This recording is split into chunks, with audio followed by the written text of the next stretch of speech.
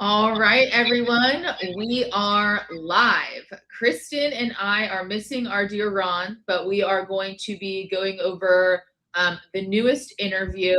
And I think everyone has been kind of buzzing about it online, but we are going to go through it and give you guys our reactions. Just a reminder to everyone, this is for entertainment purposes only. We are not making any specific accusation. Please verify all of your facts. We're just giving you our opinions on this. And it feels great to be back. Spent 9 or 10 days in Spain, but there's no place like home, sleeping in your own bed. And, Sam and I, trying to put all of us together to record these videos is nearly impossible with 3 attorneys' calendars. And so sometimes we just have to do what we can. But I appreciate Sam and Ron holding down the fort while I'm gone. And I'm looking forward to this interview. And it was only a 15-hour flight home, so Kristen is not jet lagged. I think I was up for like 28 hours. I don't even know what time it is right now. But we're good. All right, Sam. All right, so let's go ahead and get started. We are doing the, let's go ahead and hit play. Do you want to tell us a little bit about this interview, Kristen? So this interview is with Mason Barstow, and he was a Delta in the fraternity, the Greek Society. And I want to go through the video before I talk about my thoughts, because I thought this was a very interesting interview. And I want to go through it because I also want to see your guys' thoughts and questions in the comments so that we can in real time ask them as they're coming through and talk about it, because I think this was a very interesting one. All right, so let's go ahead and get started.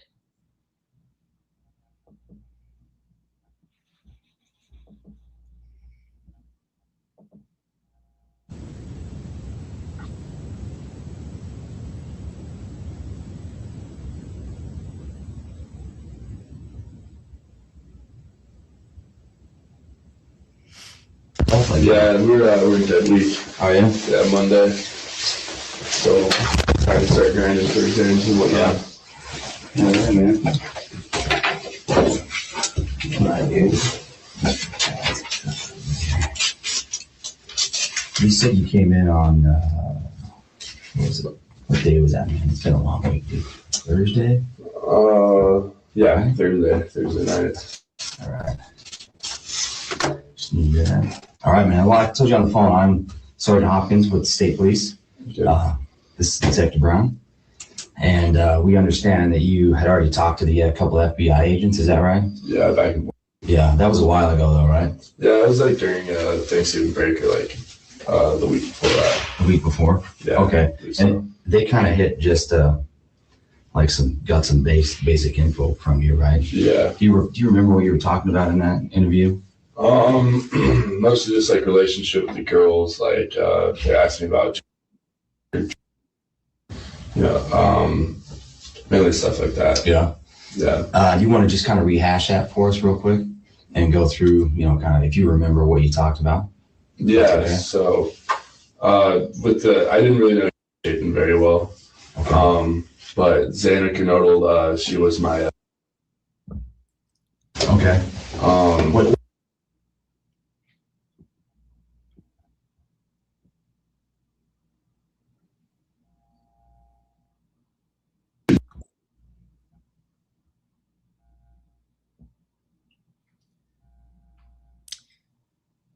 These are all redactions, guys.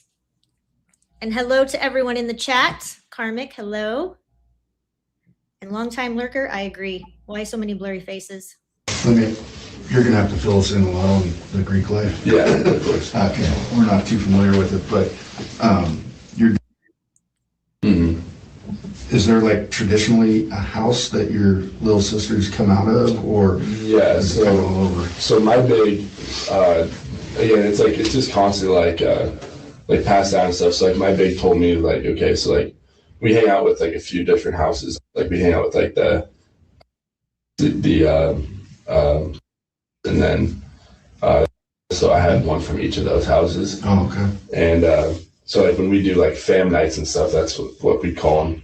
They would come as like an invite from me. Because everyone else would invite their littles and stuff, and it would be like just those people. Gotcha. And then like say like this year, my littles now have littles, and then their littles will have littles, and it's just like that's like who comes and stuff, and then I move on, and then they're the bigs, and Gotcha. so it just like passes down and stuff. Okay.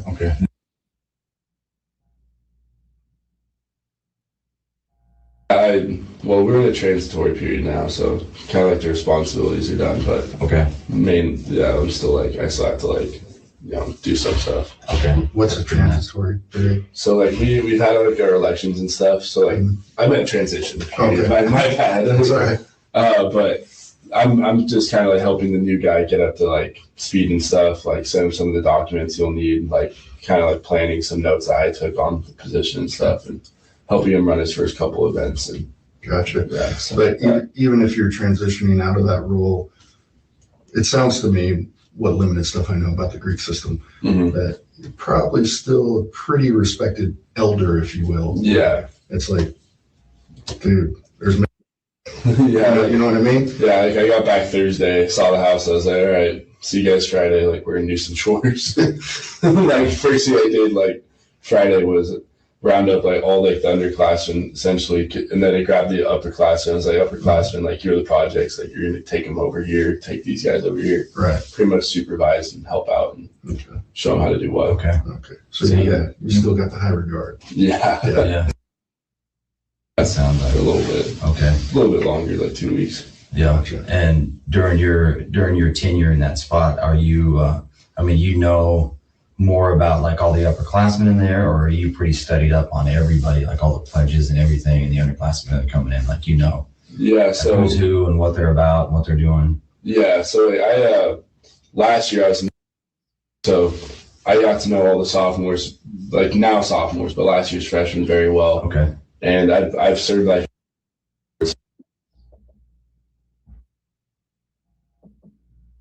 I'd say I know everyone pretty well. Okay. Yeah, I got a good read on everybody. Right on. Do you have a pretty like open group when you're in that life, or do you guys kind of find yourselves in like almost little cliques where you got your go-to buddies that you're gonna hang out with? We get like a little cliquey in our house as far as like pledge classes go, but a lot of stuff like, say like we knew like a sorority was having a party at like an out of house or something, we would all know about it. Someone would just throw it in the chat and say, hey, like if you guys want, like we can all be here tonight. And it's like most of the time we'll all go do that, or like the older members will like go to the corner club or something. Like we'll do something different, but for the most part, like we roll together. But I don't know, like day to day stuff, like you'll go to Walmart with certain, All right. Yeah. Gotcha. Okay. So back to Back to rehashing that interview. So Zan, and you're going through your relationship with the other people. Yeah, Maddie, I've had classes with her since like my freshman year. She's been dating Jim for a while. I can't really put a finger on how long, but I met her through him, and I also met Xana through, and then I met Kaylee through Maddie and those girls. And is he adult? Yeah. Oh, And then gotcha. yeah. Okay. So he actually told me like my first day sophomore year, like, hey, Xana, you're gonna love her. She's awesome. And then just kind of introduced me to his fam and stuff. And I was like, all right, like show me what was what and stuff. He's like, one day it's gonna be your fam and stuff. Right. You have to run it. And so Now here you are. yeah, now I am GP. Yeah. That's awesome. Who's taking over for you? So Okay. yeah, we haven't gotten to do like a fam night or anything this year. We were gonna do a Friendsgiving at the house where everything happened. So probably canceled. Yeah. Probably not gonna do that, but maybe like a white elephant exchange in January or something. All right. Kick off the new semester. Idaho, is that how you say it? He's in your house, right? Yeah, I know him pretty well. He's like, what level is he, or what grade is he? So one of the first things that I noticed, this is a very casual surface level conversation. This is not, there's a quadruple homicide. We need to get to the real facts quickly. But this might be the first interview where the person is actually admitting that they knew Kaylee on some level. Sam, you're muted. Sorry. I think that's a good point. I get kind of frustrated when there's more conversation coming from the people that are interviewing than the interviewee. I understand that's probably somewhat of a tactic to get them open to answering questions, but I think that a lot of times, even though these interviews seem like they may be longer, they're not even nearly long enough because there's so much added in there. They're saying, hey, this is how the Greek life is, right? Yada, yada, yada. And then he's just saying, yeah, I'd rather hear it from him specifically. Yeah, and we had a great comment right here that just caught my eye from Turtle Love 27, and I agree with you 100%. I didn't even notice it until you put this comment. But why is the dude blocking the door? Such an enclosing and off interview environment. You want to make Mason comfortable. It works. But yeah, he really is blocking the door. It kind of gives a little bit of that false imprisonment vibe, you know. But I didn't notice it until I saw the comment. But it also looks like a fairly small room. So I don't know that it's anything more than that. But what did you guys see in the first few minutes? And I do agree, Sam. I think part of it is the tactic, which, you know, but it still is annoying. Yeah, I think someone else put it in here. I agree. I think it is the good cop route. And that's a technique, certainly, because, you know, if you really go in there and you're sort of getting in an adversarial questioning state right off the bat, then you're probably going to get somebody that's responding in a equally defensive manner. So even when Kristen and I are cross-examining someone in trial, we typically don't start off that way. You want to get them answering questions and then get into it. Yeah, I agree. But sometimes I feel like we make it very much more known that we are coming after information. And this still, throughout most of these frat boy interviews, seem to be very buddy-buddy. And I get it. It's part of the drill, but I mean, we have someone look at this comment and they're right. We have someone talking about going home for Friendsgiving. It's like, why is that even an issue or concern right now? We have 4 people that were unalived that you went to school with. Why are we talking about Friendsgiving? It's a good comment. There's 2 doors. I didn't notice that. Yeah, I didn't notice that either. So it's just a little small area to interview. Interesting. All right. So I think we're just getting into some of the stuff. This all seems like very surface level. Let's make you feel comfortable. Let's be buddies so that you're comfortable sharing information. Or at least that's what I'm hoping. It's just surface level because it is a good interview. All right. Let's keep going.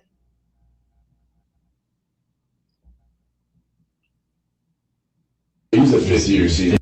Yeah. So he's getting ready to. Yeah. So he's done that semester actually. So he's got 2 weeks left. All right. Then at that house. Okay. Yeah. We got a chance to sit down and talk with him a little bit, just kind of about his activities and about what was going on at the Corner Club that night. You know, and he was great to talk to. He did mention to us that you had a relationship with Kaylee a little bit more. Can you explain that a little bit? Yeah. Probably like the month before everything happened, we started talking a little bit. She'd come back with me from like the Corner Club, like maybe like like once a week or something. Like she'd spend the night over at the fraternity and stuff. And yeah, we kind of like stopped talking towards like a week before it all happened. Like stopped responding to like my texts and stuff. And we got to talk on that Saturday at the AFI kind of pregame at the apartment. Yeah. Started talking like she like apologized and stuff and wanted to like go into the game with me. But I went to a sorority formal that night instead. Gotcha. But yeah, Saturday she texted me, wanted to hang out like around midnight. Okay. And I didn't respond to the text because I was at a sorority formal with another girl. So. Okay. Who was that you were with? Okay. Yeah. Do you know her phone number? I do not. No. Okay. So she was texting you and you didn't respond that night? No. Do you know, did you tell that to the other guys that you interviewed with? No, I didn't really bring that up. Okay. Is there a reason? Reason why? Not really. Honestly, I didn't feel like really touching base on that. Yeah. Like, I don't know, like relevancy wise, really like okay. I didn't really see it to be too relevant. Okay. Does anybody in the chat know who he went to the sorority formal with? I figure you guys might know. I I know it's redacted, but you guys are usually really good at figuring that stuff out. But I'd be curious to know who he went to the formal with, but he doesn't even know their phone number. Yeah, that's kind of a hard sell.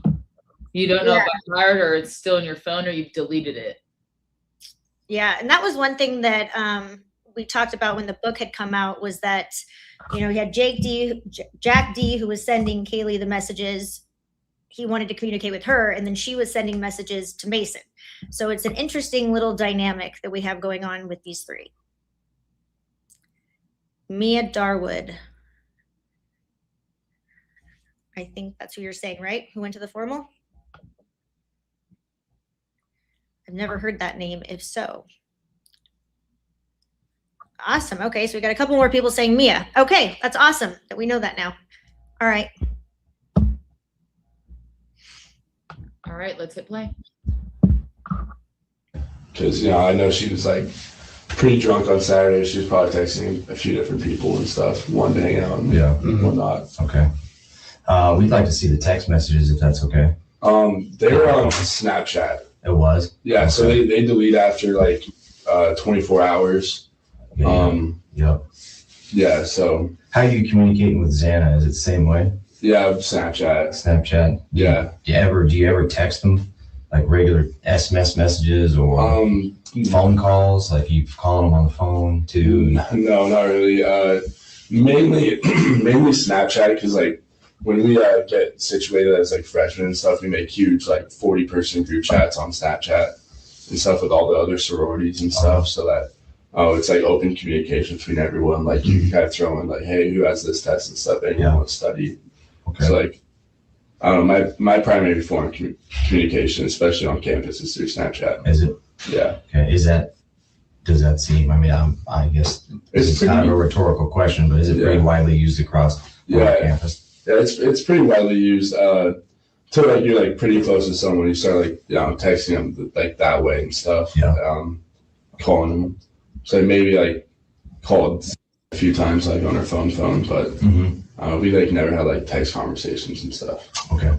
Did you mentioned another name to the FBI agents? Do you remember who it was? Like, somebody that you were like, hey, you know, maybe you need to talk to this person.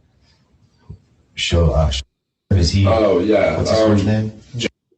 Jack. The guy that was like going viral on mainstream media, the Grub Truck video. Oh, okay, that's who that is. Yeah. Gotcha. Yeah. So is that the reason why you said, hey, talk to him, or was that? Yeah, definitely. I was like, that's definitely something very interesting. Maybe like, she picked him up or something. Yeah. Like who the Uber driver was. Is he adult? Yeah. Yeah. Yeah, he just doesn't like live in the house anymore. Where does he live? He lives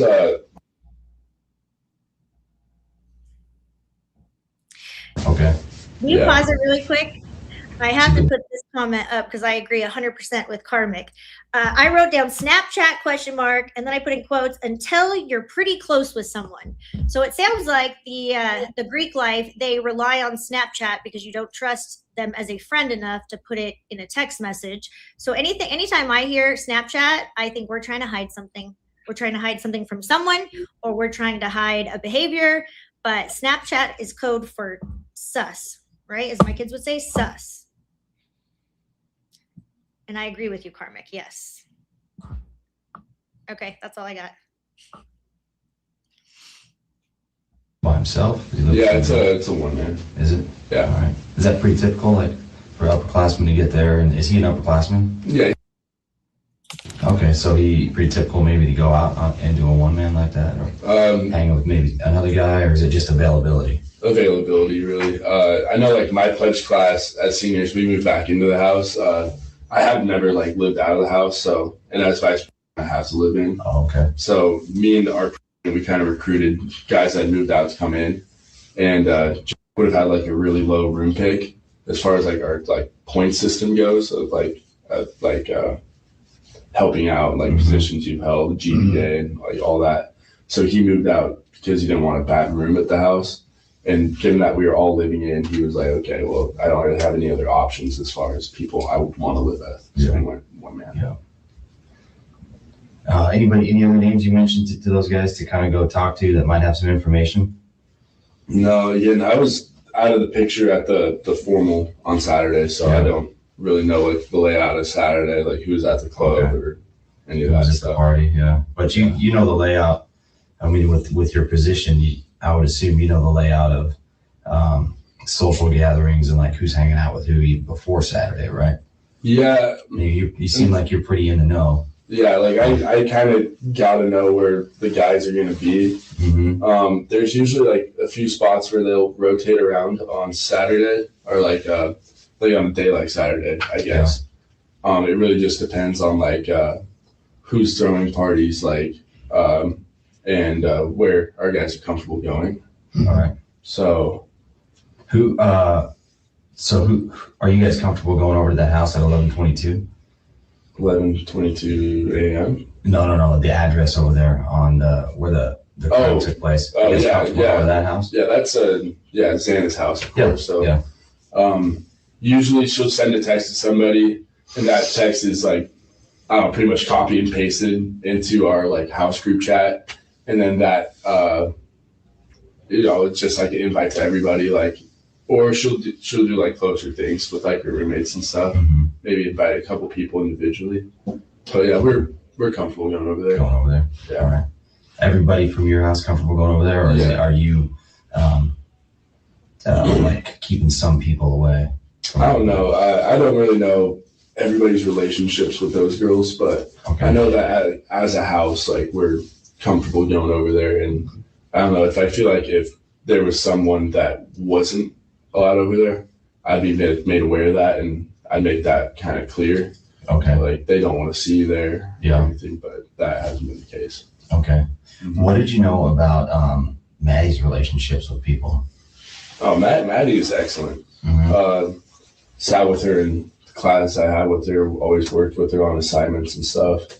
I know like she and Jake, were pretty enamored with each other, and they had a pretty good relationship. But I don't really know, like, I don't know, is that pretty much what I have. Like she, good friend to good friends, but anybody else besides that Maddie was hooking up with or had hooked up with? No. Like anywhere?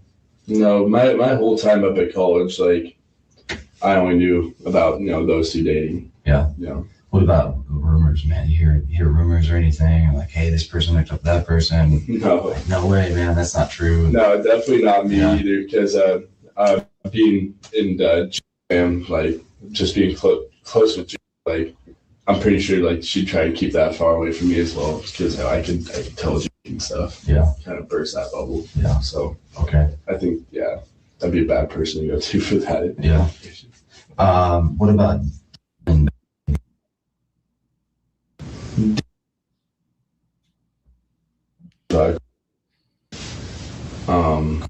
yeah. Okay. And then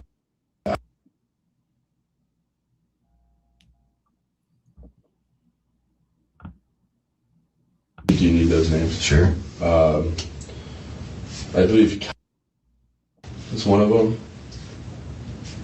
And then one of our freshmen. All right. Yeah. He's fine. Gotcha. I know he just left. All our freshmen kind of left today. They spent the week kind of meeting with professors and stuff and packing up and heading back.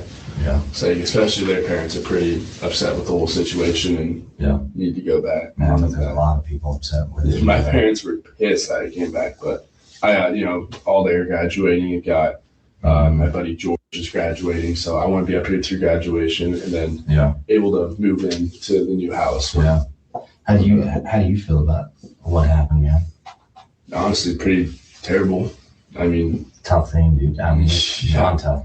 Yeah, I mean, I know. Like that Monday, I went straight back to, and then got back Thursday. Literally, like I definitely took my time coming back, and Yeah. Sounds like you clearly close with Xana, right? Yeah. Yeah, and pretty close with Maddie. Mm-hmm. Some type of connection there with Kaylee, right? Yeah.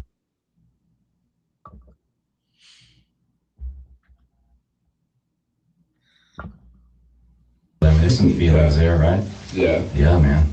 Not an easy thing to sit, Not process. very ideal. No. Yeah.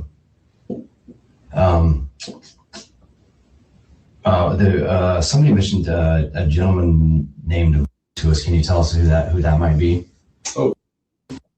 Okay. Yeah. What's his role at the house?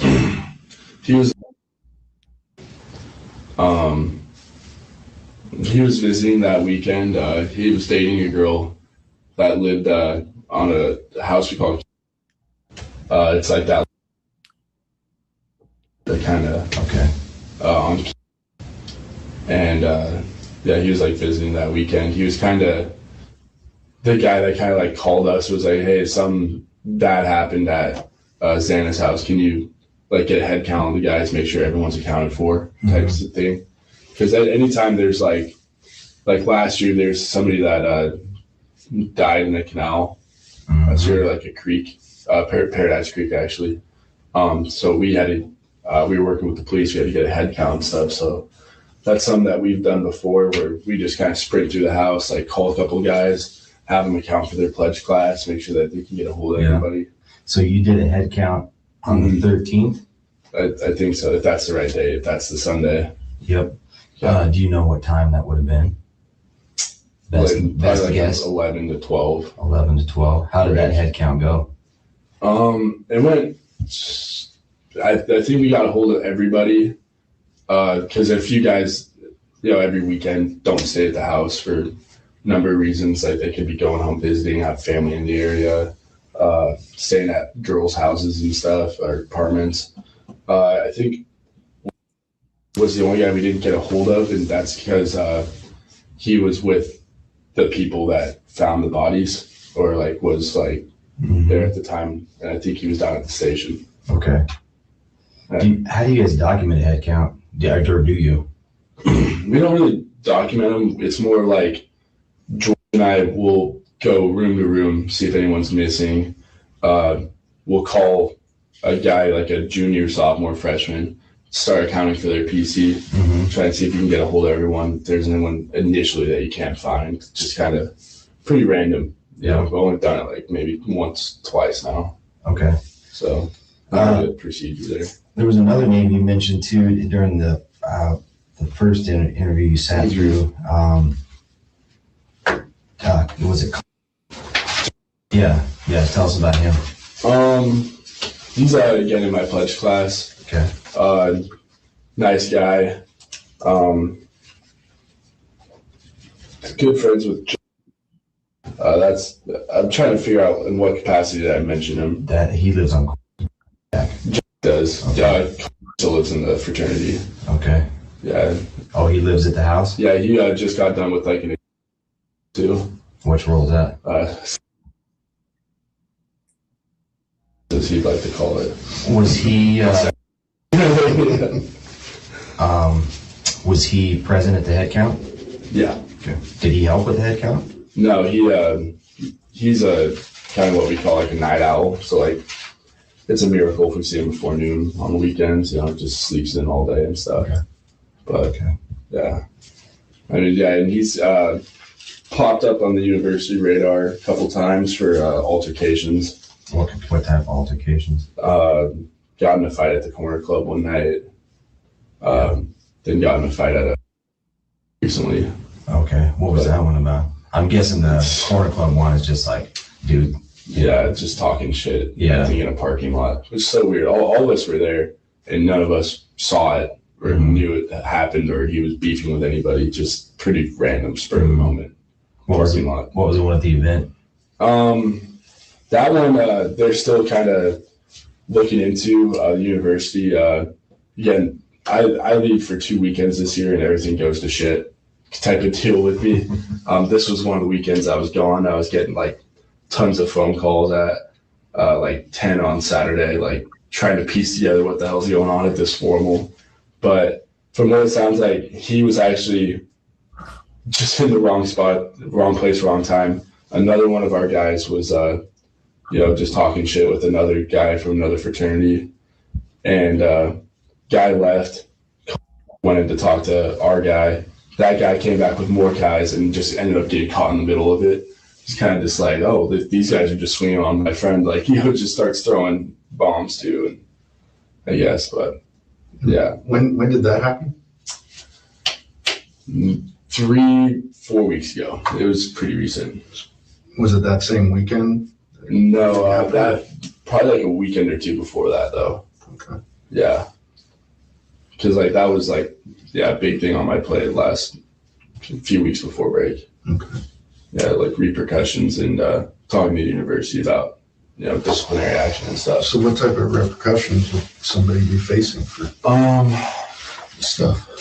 Yeah, like anger management, probably like an alcohol class, fine, probably like apology letters to event center, to the AFEs. I mean, this is pretty much what I recommended to the university is like what we do on our end, like hold them accountable for apologizing to that fraternity, to that member specifically, make sure that they, meet face to face, they shake hands on it and stuff. And, that's also like seen by their and stuff. And, just making sure that it ends there, that, that doesn't spread. And, that our houses are just kind of cool and stuff. Because, like everybody's the toughest guy in the world after a few drinks. So we definitely want to make sure it stops there and that, that we aren't causing more problems especially at sorority functions of all places. Yeah. So as in a leadership role, you said he was. Oh, that's what it is. Let's pause it really quick, Iggy. So Sam, what do you think is interesting about this last part that we've done? Well, I think this guy seems pretty arrogant, if you ask me. That's my initial reaction. What about you? Same thing. I mean, he's controlling this interview. Again, there's surface level questions. When he said that he takes 2 weekends off the whole year and everything goes to shit, I'm paraphrasing, but those were his words. And then they ask if it was the same weekend, that both of those events happened. And he says, no, it was a couple weeks before. Why are we not continuing to ask if you have 2 weekends that you claim went to shit when you're not on the campus? Let's dive into those 2 events. Yeah, and it seems like he's giving a lot of information, but not a lot of really specific or detailed information. Like saying that they're doing I don't know if he was calling it a head count, whatever he was calling it, but he couldn't really remember specifically how or if it was documented. It just doesn't really track. It's like, it sounds like there's a lot of fluff there, and I don't know if it's sort of, hey, let's get through it. This is what the normal stuff does generally, etc. So yeah, I would have liked more follow-up on those questions, because I think that if you pressed him, he would have the answers, or it would be a little more transparent that he doesn't. Like, he's definitely not saying everything he knows. No, I agree. And you still have that really like just hanging out with your boys, drinking a beer, having a grill out. I think that's what they call barbecues. But it's just still very surface level. They're not making him feel uncomfortable at all. They're not putting his feet to the fire. It's still like we're just having a casual conversation with the boys. And it's weird. It's weird. Nikki Narrative's in the house. Oh, I love her so much. Hi, Nikki. And make sure everyone is being kind in the chat. D Mort, I'm watching you. Be kind. Be kind. Be kind. But yeah, please let's not say negative things to each other in the chat. Remember, we're all on the same side of this, and we're all looking for the same truth. So let's focus on the interview. But yeah, I do think that I understand there's different tactics, and part of it is, being open and asking, hey, like, you're really in charge and all these things. And I think those questions made sense. But then at some point, I don't know how far we are into this, at least 20 plus minutes, you need to start being more specific in what he knows, what he doesn't know, whether he really has these numbers. He says that they're not on Snap. Why? I mean, I'm hoping at some point they take his phone and get the data that they do have, but I think that there's just a lot more questions that could be asked. Yeah, and my understanding with Snapchat is people think that they are gone because they disappear in 24 hours. But I can tell you, I have never personally had to subpoena anything from Snapchat in any of my cases, but I do believe it's doable. And I do believe that if it exists, that law enforcement on some level could probably get it. I don't know enough about Snapchat. I don't use it. but Well, I do not think it's forever gone as people think. Well, I mean, let's assume it is. I have a hard time believing that their sole form of communication is Snap, because what we know from a lot of the other victims and other people that are involved in this is that there's multiple modes of communication, whether it's like telephone, text, Instagram. There's other, right? So there's other evidence. It's not going to just be a Snapchat. For example, he's explaining that they do roll call, and if they're going through and there's certain people in the rooms that aren't available, then they're presumably going to call them. Well, that would provide you with some sort of data associated with the fact that they did in fact make a phone call on X day. So it seems like there would be more there than they're saying. When someone's saying it's just on Snapchat, there's nothing for me to show you. The question for me is why. Yeah, I agree. And I'm sitting here waiting for the follow-up questions because he's giving them a few nuggets. Like when he says there's 2 weekends in which there's so many questions. Who were you with? And how did you know? When did you find out about this? And clearly he was talking about Hudson at some point, talking about the creek. And I think there's more questions that could have been asked there as well. So that's, but yeah, I always tell my clients, nothing is permanently deleted forever. So if you don't want an attorney or a judge to see it, just don't do it. And we forgot to say at the beginning, this is Bronx's video. Thank you so much, Logan with Bronx's, the channel. We really appreciate this video, and big thank you to you.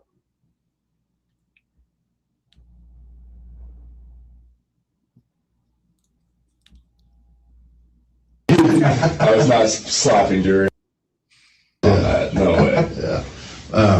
But those guys considered leadership roles throughout. I mean, you'll have what, Sergeant of Arms, Secretary, VP, Pres. Mm-hmm. What other roles do you guys have? We have an academic chairman, 2 rush chairmen, like a new member educator, a guy, a ritualist guy in charge of like the national ritual ceremonies, an alumni chair. Mm-hmm.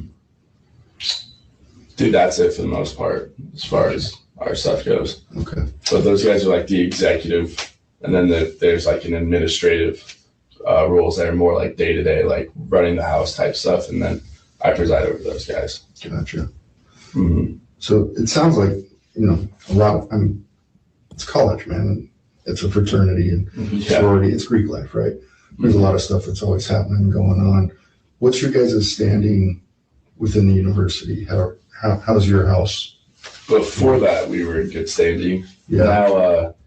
Now we're waiting to hear back if we're on suspension or not. Like that's kind of like our state. Like we're like just waiting to hear back. And is that from the university or from your national chapter? both. Oh, okay. Yeah, both. So we definitely had to talk to the university, and then nationals flew in to talk about it all. Because on top of that, we had a couple like hazing allegations that were brought to nationals' attention. Mm-hmm. So, we had to answer those questions, and I answered questions about the formal incident and just like what we knew about that, like what the hell happened or how we plan on, just like our process for like discipline and stuff. Gotcha. Yeah. Gotcha. What does the suspension mean? What does it do for you? Suspension would be like we'd have to halt chapter operations, like there'd be no participating in any like sorority events as far as like philanthropies go. We couldn't represent their intramurals. We couldn't have a team there or anything. Like it's just kind of like no formal operations from the house. Like we're allowed to like run the house as far as like run the house goes, but can't really operate as a fraternity. Like not hold any functions or you have no visibility basically. Yeah. Kind of we're like stay in the closet until you, which is weird because like the fact you can't participate in a philanthropy when you're suspended, like I feel like that's like a joke as far as like philanthropy is like a good thing. Oh, totally. and that positive, and it's like you're suspended, you can't participate in the philanthropy. It's like, well, now I'm just a asshole. But like we have girls texting us that it's like they know we're suspended and stuff, and they're like, I just don't care about the blind kids or something. But what about suspension for the individual that was involved in the altercation? I mean, does that hold high regard to the the nationals that would come in and see that? Is that an option you guys talk about? Yeah, nationals, especially because we're just like names and like, I don't know, like a check to them every year. Usually if there's anything that pops up on their radar, they just cut them loose. They're just like, all right, bye. Like, like we don't want to hear about you again, you know, kind of thing. Like, especially the lady that came and talked to us, like flew in from like the Midwest. So like, I mean, the only thing she and I know about each other is the conversation we had. And I know that like getting on Nationals radar is bad because like they'll just cut us. Like they don't care. Like really, like they'd rather just preserve the fraternity's good name and make sure that we don't make the news in any bad way. So so we know like with that altercation and stuff, like those guys like probably on death's door, honestly, like they'll probably get cut from the chapter and stuff. So yeah, and was one of those guys. Yeah. Who else? Yeah, who else? Was one of the guys as well. He was the one that like, I wouldn't say start the altercation because that's not his side of the story, but was definitely instigated it in some capacity. Like, Now, is this the Corner Club incident or at the sorority house? so this is the sorority formal, and it was at a event center. Okay. Yeah, And with what sorority? the Alpha Phi sorority. Okay. Is it Alpha Phi or Alpha Phi? They get mad if you call them Alpha Phi, but that is literally what it says. They say they're A Phi, just cut that out, like just A Phi. Okay. But I don't know, it's just stupid. Honestly, God, like it's dumb. Because if you call it Alpha Phi from, they're like, it's A Phi. You know, like they get all like snarky and stuff with you. It's a joke. Yeah. So you do it all the time then? So you say it on purpose? Yeah, I mean, yeah. What are they gonna do about it? They're gonna talk back to me in my house. So when you're talking about the accountability and head checks and stuff, you guys have security systems in place? We have. So this was kind of eye opening for us. Number of ways. So we have a door code, one that we agreed needs to change more frequently than it does. So every now and then, like my room's in the, like when you walk into the house, I like pop down my room sometimes, see girls putting in our code, just coming in. I don't know if that's the fact that they've seen it enough times and it's never like did not change frequently enough, or what, or if guys are just too lazy to go down a couple flights, which I could believe as well. Like they're just too lazy to go downstairs and open the door for them. But And we have that. when you say there's a code, is it a code assigned to each member, or is it just a general code, like like a digit code. Gotcha. Yeah. And then we have like a couple more doors on the first floor that are usually propped open, but we keep them closed now. Close the windows and everything too, but usually all that stuff's like propped open during the I don't know, like the early months of the years, like August and September. Yeah. Do you have any way to actually track who's coming in and who's going? No, You not have at a all. video or ring doorbell system or anything like that? No, ring would be a good idea. Yeah. No cameras? No. Just say, you gotta look up and say, hey, it's me. Nothing like that? No. Okay. I think for cameras at fraternity houses are just bad ideas. It'd probably catch some things.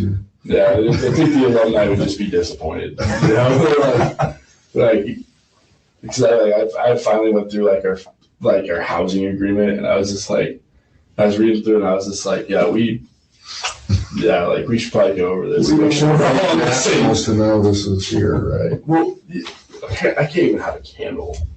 Really? Yeah, like to just make my room smell better. I can't have a candle in there. And it's like I finally figured that out, and I was just like, man, I just have all my candles sitting out. Like I have like 3 different ones I like to rotate between and stuff. And that's like, I mean, the alumni come through and they don't say anything. It's like I didn't even know that was in the lease agreement that there's no candles and stuff. Gotcha. Yeah, Man. Can't cook in the kitchen after a certain time. That was news to me. Yeah. Like. Yeah, just all sorts of random stuff. I was like, whoa. How old is that house? Shit.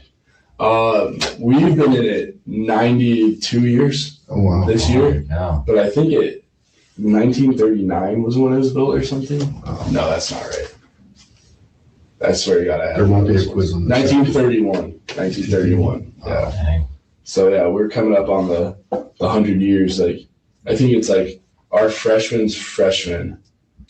will be like the 100 seniors. Gotcha. Like they'll be like the 100-year seniors or something like that. Or yeah. So you're going to want to keep everything on track to at least Exactly. get to that. So Yeah. this whole like formal situation that happened, and then the hazing allegations that came on top of it, Mhm. not looking good there. You know, like especially the fact that if we do get put on suspension, however long that is, that duration is usually a 1 strike and you're out kind of thing. Yeah. As far as like from the chapter's perspective, like if the chapter messes up anyway, like individual conduct is still 1 strike, you're out too. Like we had guys, like we were suspended my freshman year, moved into the house, found out I was suspended. Something I would have wanted to hear during recruitment. Mhm. But hey, by the way, we're actually suspended. I was like, it's like cool. Yeah. Like signed the bid already. Right. Signed the lease agreement, whatever. I didn't mind it that much, honestly. I mean, yeah, it was whatever, but yeah, it's just like 1 strike, you're out. Wow. Yeah, it's pretty brutal too. Yeah. So So how close are you guys to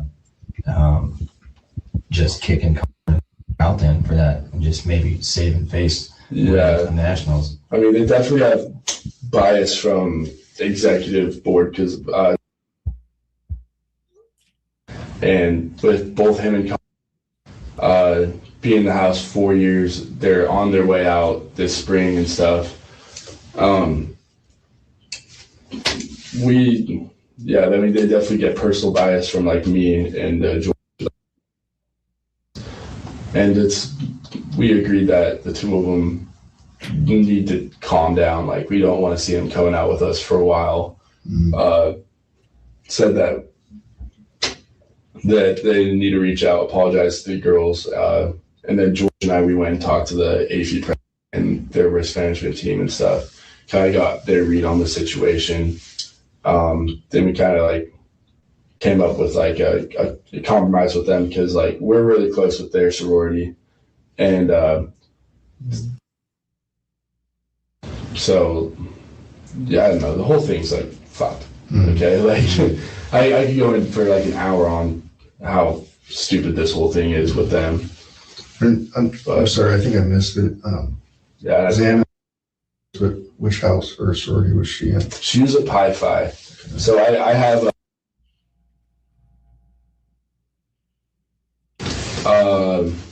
don't really talk to one of them. Just kind of had to check a box at that house. But my other one would be, and she hosted the thing on Saturday. Okay.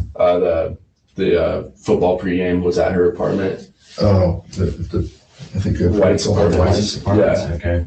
So it's not the White's family, it's just known as the White's apartments. Big ugly ass white buildings. They're Okay, gotcha. more like a cream colored dirt now because they haven't been painted in Right. a century.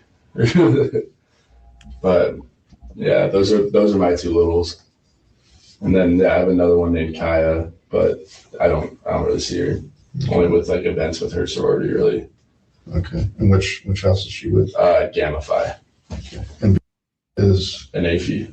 AFI too. Yeah, so like when all this like AFI formal stuff went down, I was working with my cousin is an AFI risk manager, and then they're Okay.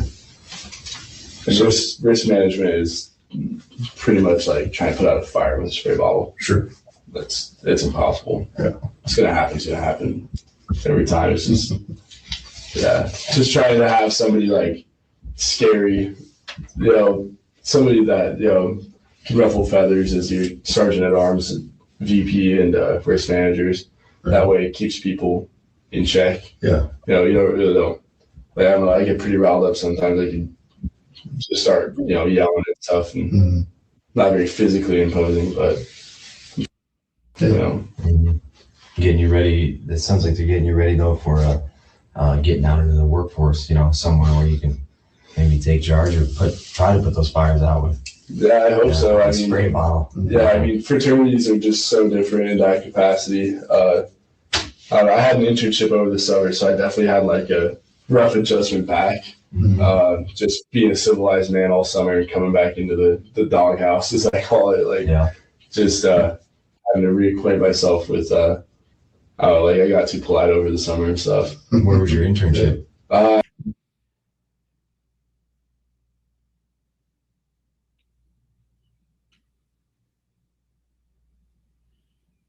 Awesome. Yeah, it was pretty sick. It popped up in my LinkedIn suggestions. Oh yeah. Okay. Yeah, you know the ones that just suggest you fill out an application.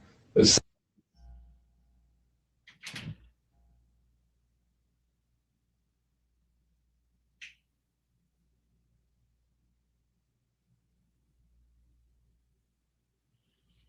Want to pause it, Sam? You're muted.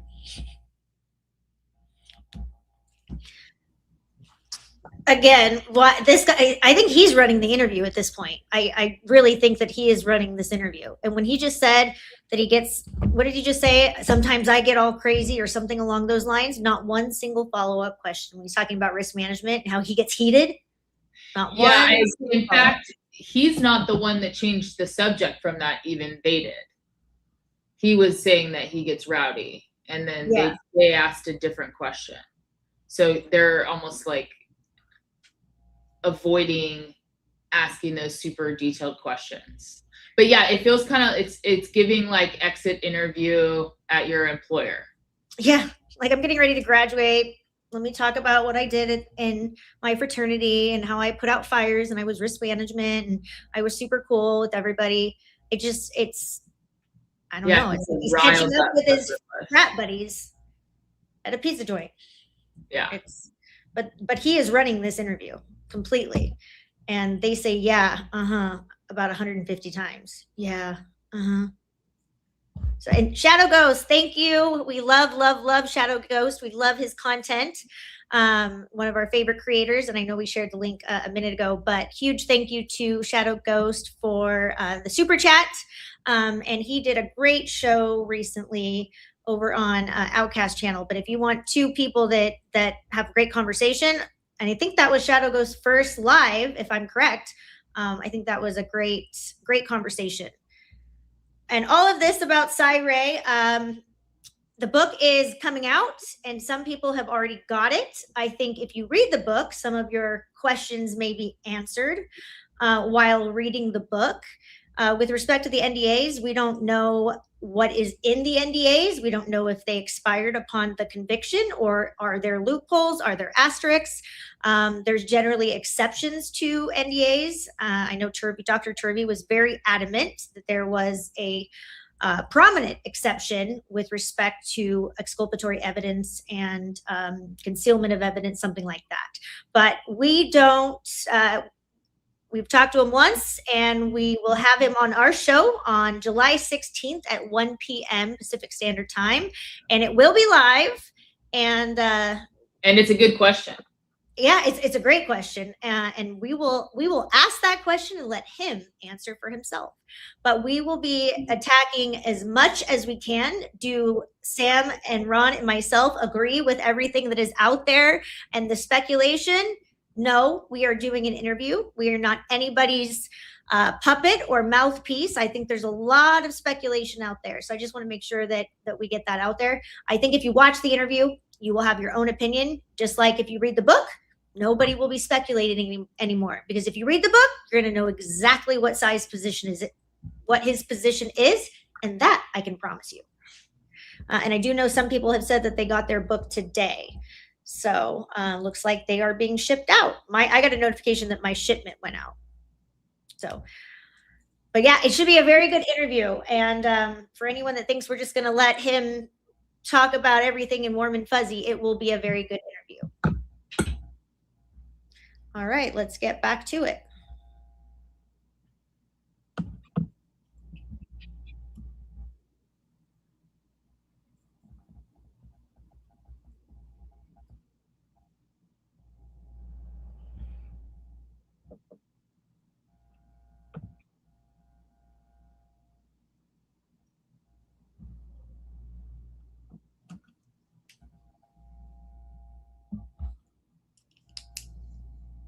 Yeah, that was sick. What about with the company? Are you still in good with them? Looking at In good with them, like I'm still talking to them all and stuff, and connect with all of them on LinkedIn. Like the interns and I were pretty tight, and those guys they're all over the country. Like when I Clemson, Ohio State, USC, like I felt like an oddball being there from U of I. Right. But I don't know. I stack my resume in a certain way, and like I'm very like involved on campus and stuff. Yeah. This semester, and then I'm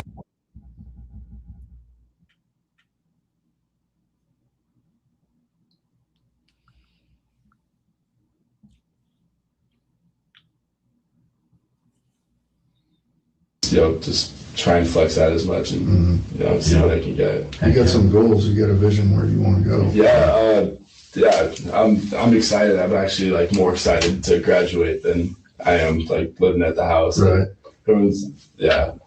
I'm kind of over the whole Greek life thing now. I'm like, okay, I need to become a bit more civilized. Like, see the future. Yeah. Those glory days are in the past. Yeah, it's time to move on. Yeah. I'm ready for that next step too. Totally. Yeah. Well, let me ask you this then. Man, we'd like to make sure you're covered through this, right? To get all your information, to make sure that what you're telling us checks out. Okay. Yeah. And one of the questions I have for you is if you'll give us your phone so we can download the contents of it, so we can see if there are any messages from Xana on there or Kaylee or anything that's going to help us. Is that something you'd be willing to do? Would you be willing? Download what exactly? So what they do is they'll take, and I don't do it myself, so I can give you like a rudimentary explanation of it, but they take and they basically make what's called an image or a copy of your phone, and then they'll go through and they can look for, like, if they have Xana's phone number, they'll look for Xana's phone number, and then they'll see, like, this is what you talked to with Xana, and I have no idea, like, about the Snapchat, like, you said that something goes away, and I think they might have to get that stuff from Snapchat. But if there's something on your phone, as far as just like messages go. Yeah, or like phone calls. Okay, so like mainly like basically you're looking at the call logs, contacts. Yeah. But nothing as far as camera roll and that stuff goes. Camera roll. Oh, like photos.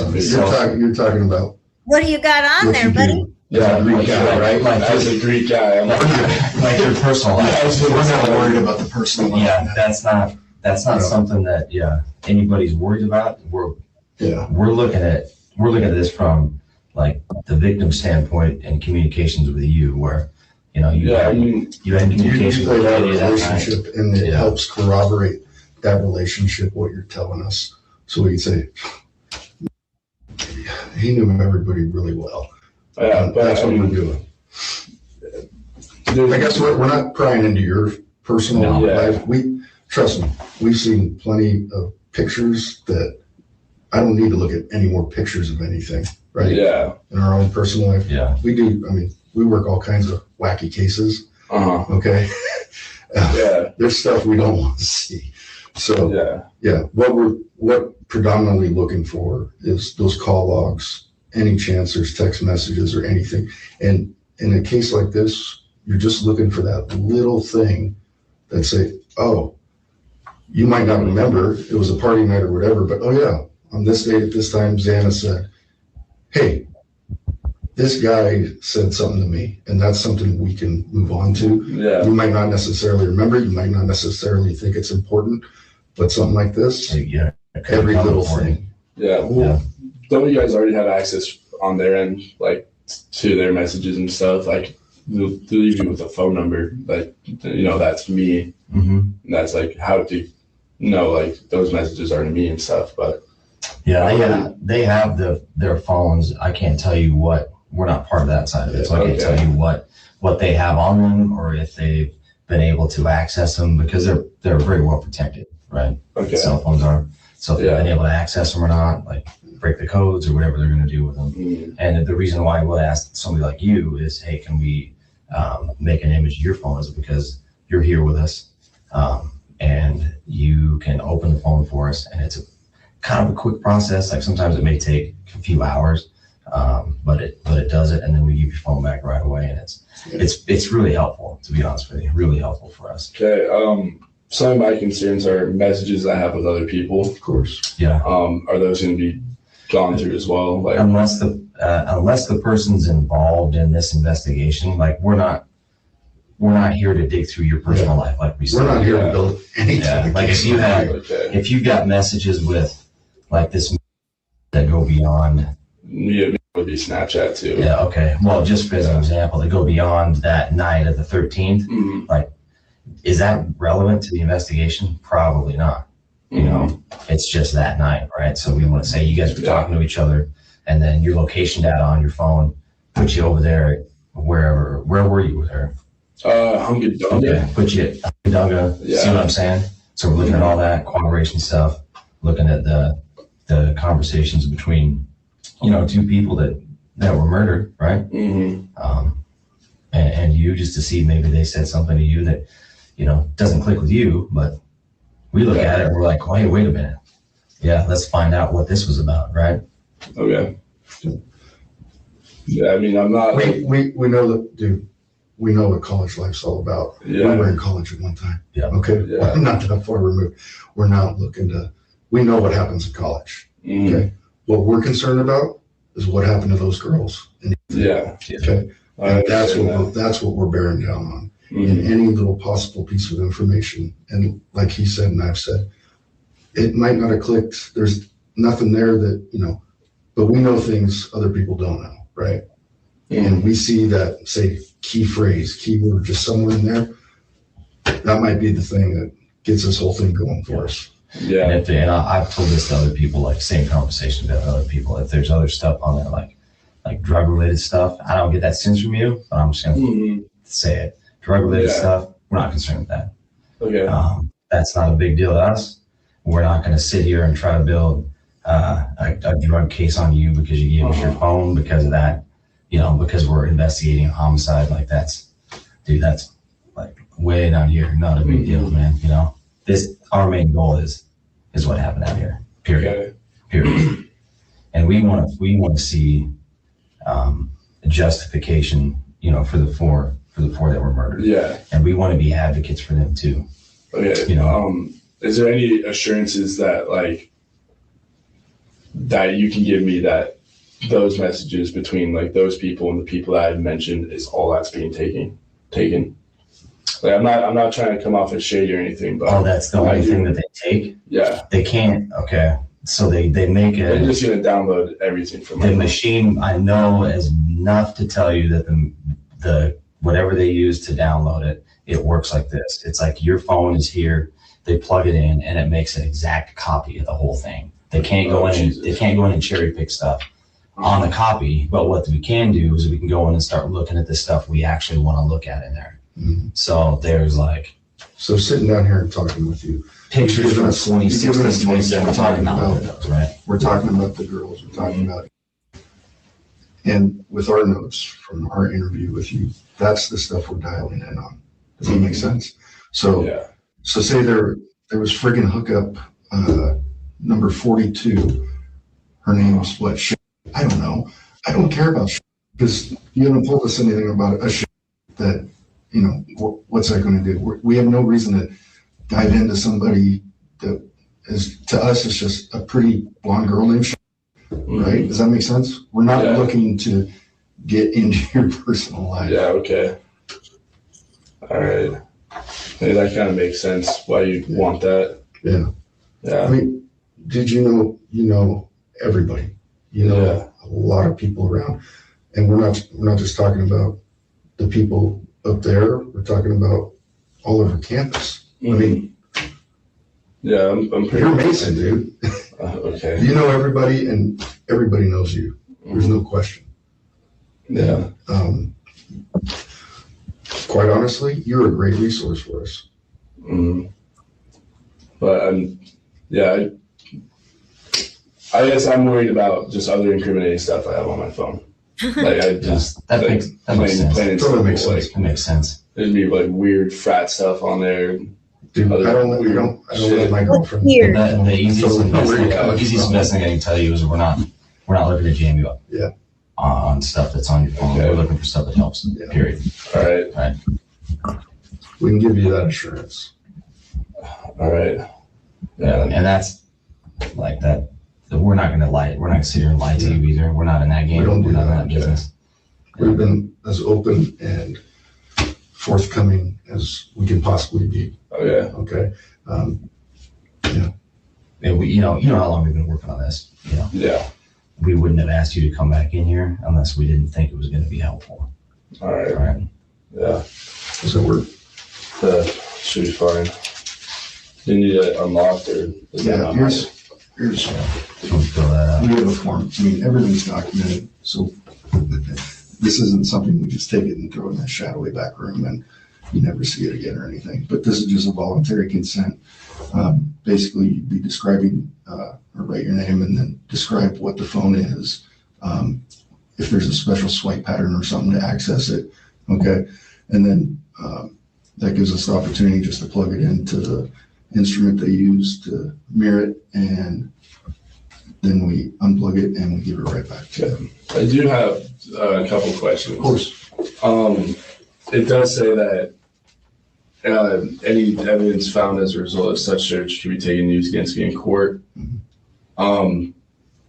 There, nothing in there.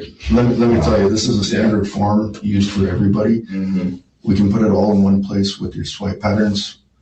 What we can assure you is we're not looking to dig anything up on you. Okay. Okay. Yeah. Let me ask you this: were you involved in a homicide out there? No. Okay, that's kind of what that's Okay. what that's phrased towards is this is the crime we're investigating. This is what the information we want. Mm-hmm. So if you're not involved in the homicide out there, then we're not looking for evidence that says you're involved in the homicide to use against you, right? Okay. We're looking for evidence to support our case.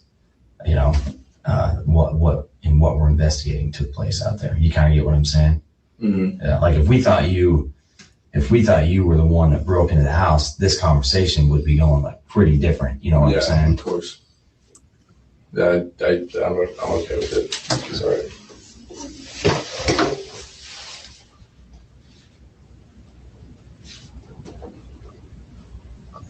You want to pause it real quick? Vehicle. No, not. So what are your thoughts on that, Kristen? That he just spent 20 minutes trying to avoid giving up his phone. And he was scared shitless. He was scared.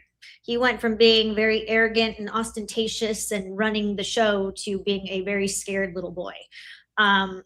I don't know. There is clearly stuff on his phone that he is scared about. He used the exact phrase, weird frat stuff, waiting again for the police to say, what is weird? Is that maybe selling drugs? Is that maybe some OnlyFans stuff? He opened the door to them to ask so many questions regarding weird stuff. So they basically cloned the phone. And what they're trying to tell him is, yeah, we're going to clone your phone and we're going to get your entire phone. But hey, as long as you're not part of the situation or they're not part of the investigation, which I don't know how you would not be if you go to that school, we're not going to look at the pictures. We've seen enough of weird pictures. Oh, we don't want it. Trust me. The whole thing just actually made me sick, to be honest. What do you think, Sam? Yeah, so I always have a little bit of mixed feelings whenever, obviously, the reason that they're asking for the phone is because they don't have a warrant for it. So they're trying to elicit his consent. So on the one hand, you're kind of going, he's got a right to say no to it. On the other, it's almost impossible for me to ignore the entire very dramatic shift in his tone. From someone that is totally open to providing information and is casually talking about where his life is headed to him being quite nervous about it.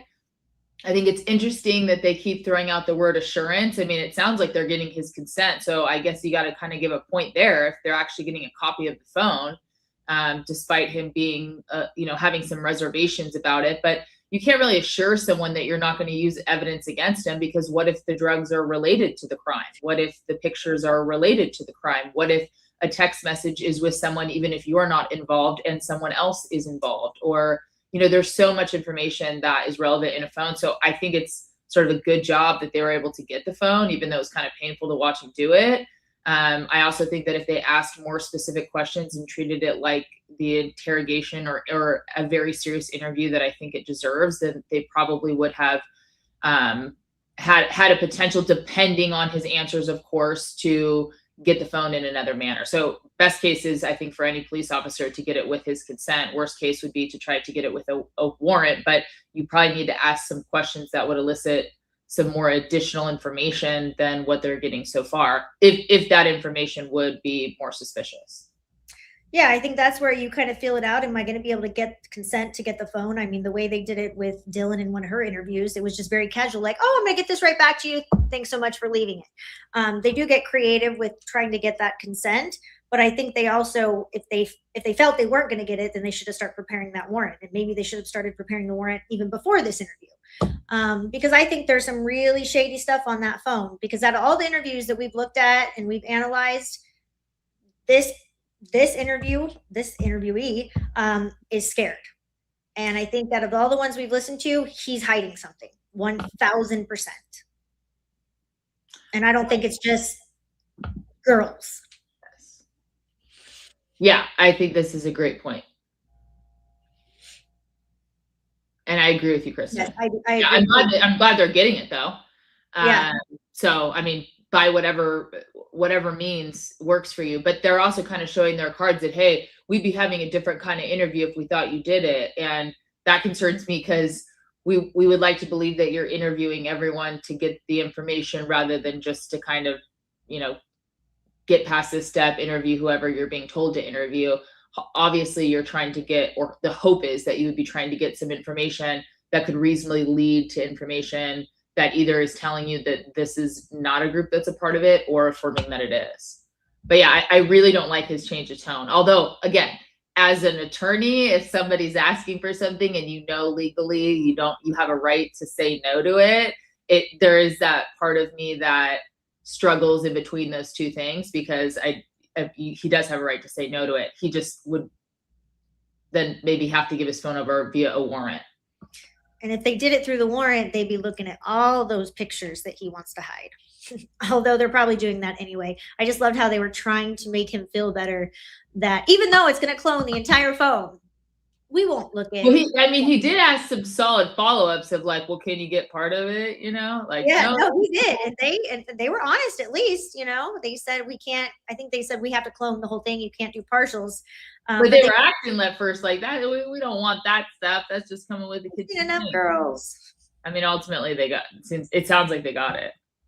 Yeah. And if I'm him, I'm speaking to an attorney before I even go to this little meetup. And I'm knowing exactly what my rights and my consequences are before going into this meeting, because I think in his mind, he truly thought this is like, yeah, I don't have to give it to you and I can walk out of here and there's no way you can ever get it.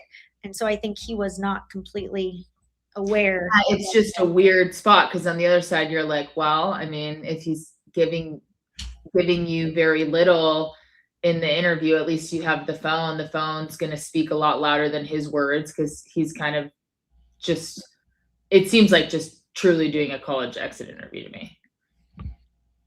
Yeah. Yep. And there was one other thing I wrote down I forgot to bring up early. He uses very weird adjectives to describe people. Maddie was excellent, and his phone was described as weird frat stuff. So he says a lot of really odd things, and describes people and places and events with very odd words. They should have said what weird frat stuff. That you're right. Exactly. I mean, I would have followed up. Hey, I've been like, what? Selling some, Addy on there, then, we don't necessarily need to know about that, but they wouldn't want to know about that because that was in, the system of Xana and Ethan. I think they were trying to downplay what they were looking for, but I bet you there was a whole treasure trove on that phone.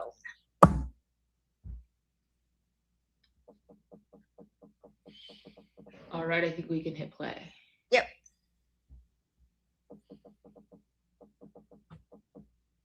That's just standard ISP forms. So we're just talking about your phone.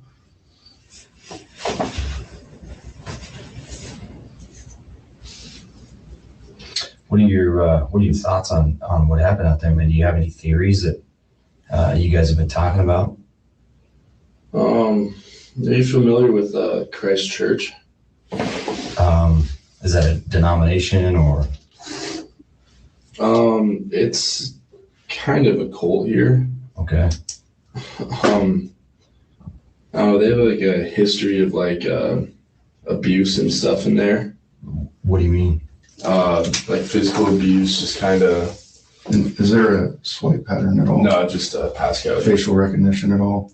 There's facial recognition. There's a passcode. Yeah, bypasses all that. You're cool if I take this, send it back there, we can knock this out and turn it to them here. Yeah, but like the Christ Church, they're just kind of very old fashioned, like Old Testament kind of religion. Mm-hmm. And they have like a history of like physical abuse like towards women and stuff. And I know that's like something that we're pretty uneasy about in like our community. Yeah. They, I don't know, like are pretty involved in just the community as far as like what passes as far as legislation and stuff goes, like liquor licenses here and there. Yeah. They own a lot of businesses in town. How do they control liquor license and stuff, or what do they do to kind of? They're just like involved heavily in local politics and stuff.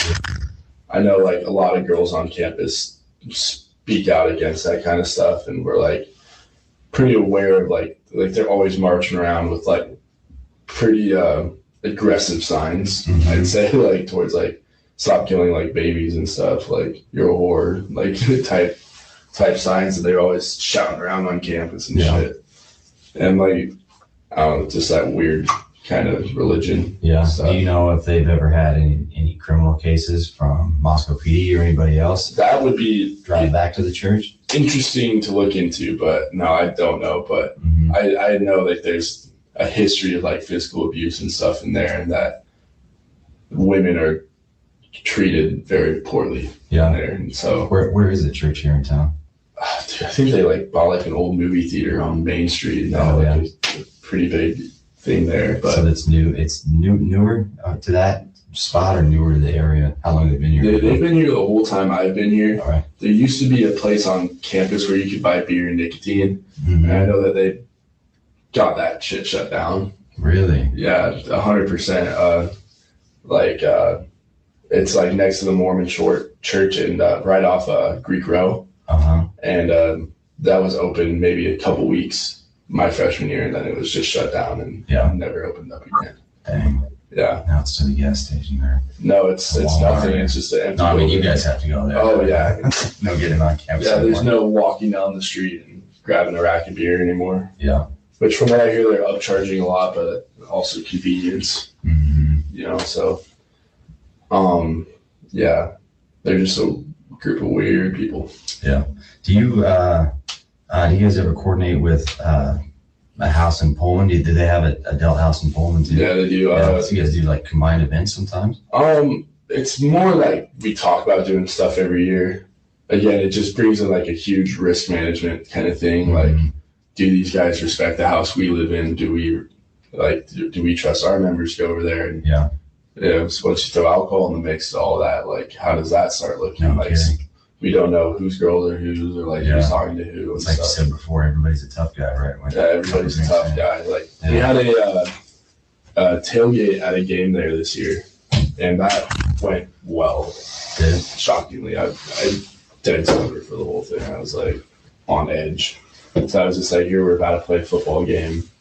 Idaho is a terrible football team compared to Washington State and stuff. So, They did well this year, man. we did do really well this year.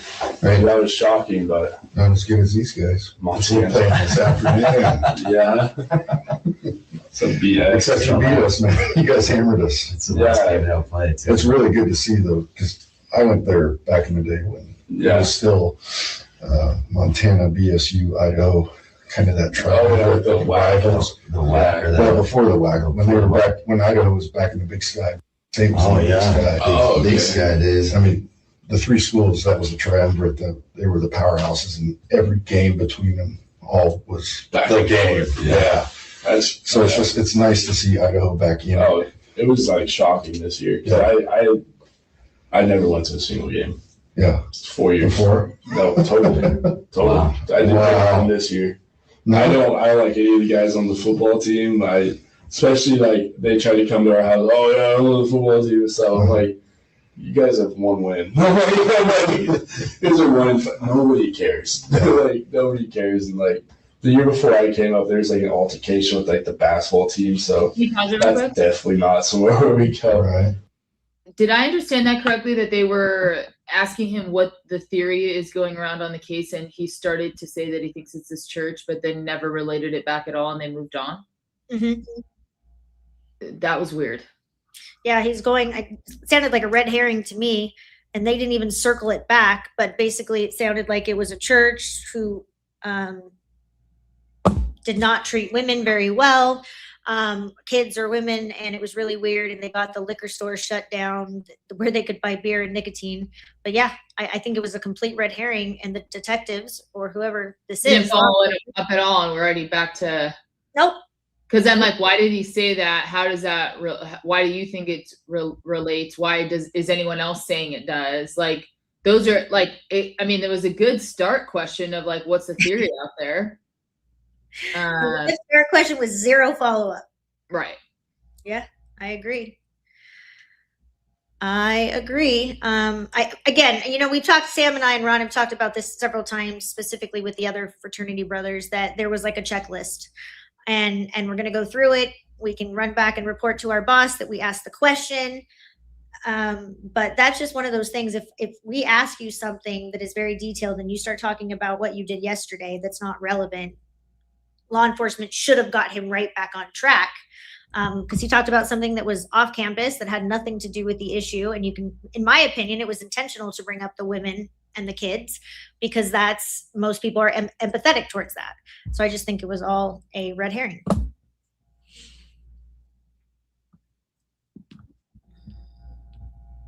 It's just crazy because everybody from that is gone now, but it's like a weird, like, oh, we don't fuck with those guys, you know? Stuff lingers for a while. Yeah. It's also like, we just can't let other guys into the house anymore. Because you're responsible for everything that happens under your roof, right? Whether it was sanctioned or not, right? And it's like there's no way I'm gonna let some dude in that I don't know that is gonna come in here. Well, I have liability under this house. Like, I won't take that risk at all. Totally, at all. That makes sense, man. Yeah. Well, it's just so ridiculous that it would be the case that like some guy. Like I guess it makes sense in some places, but you can let a guy in, he gets too drunk and starts getting touchy, creepy with girls, and that all of a sudden becomes a me problem. Mm-hmm. And it's like, yeah, like I should kick him out and stuff if that is brought to my attention. But it's weird that action would go against our ability as a house to function. Right. You know? Yeah. Like my freshman year, I actually had somebody coming off the street. We had bad risk management that night. Like it was parents' weekend, so we just kind of like leave the door open, which is campus wide, because people don't like go to places with their parents that they wouldn't go normally. Right, right. In fact, it's probably really like, kind of whittles down what you can and can't do with your parents. So everyone and their parents were just coming in and stuff. Some random kid came in, started foaming out the mouth, and passed out in our living room. Oh my god! We called the police and we got suspended. Like we got in trouble again, and it's like, how the fuck does that happen? Yeah. But it's because it happened in our roof. We were responsible for the event and whatever.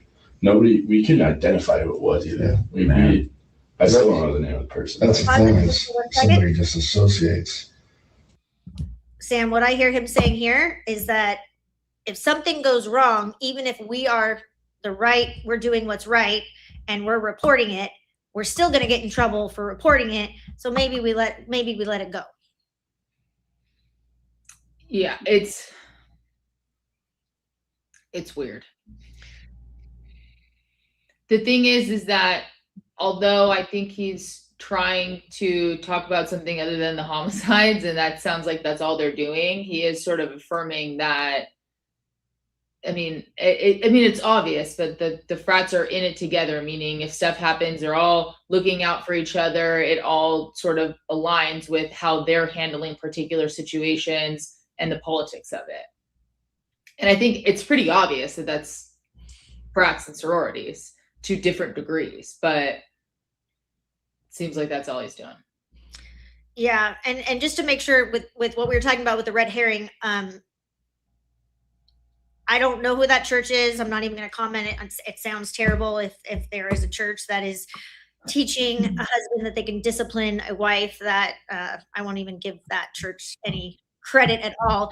And we don't know who and what was involved. It was just weird that the way that was handled with that specific question and the way he answered bringing up the church, but there was nothing tying the church back to the question, and then there was no follow-up questions to get him back on track if the church was a completely separate issue. But yeah, it sounds like that church should be looked at by law enforcement as well. This is interesting. They're not told to call the police first. Yeah, standard operating procedure is not to call 911.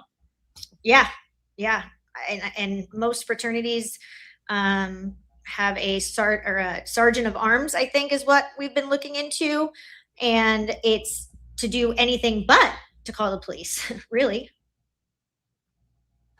Yeah, and that would go aligned with exactly what we're saying here is, hey, we probably should call 911 because that would be the normal response, but we're not supposed to. I'm supposed to call this person or this person. And that way we can kind of cover it up so it's not that big of a deal, because then we don't get a violation or whatever sort of consequence there is with the university.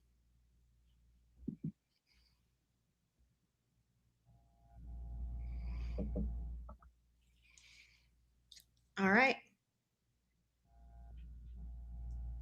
I agree, Coco, and the fact that it was his initial response to what's the theory out there, that was clearly after. And can somebody please ask, I know that they talk to everyone, but who have you talked about with this case? What are they saying? When's the last time you talked to someone who's the first person you talked to? I'd like to know all that.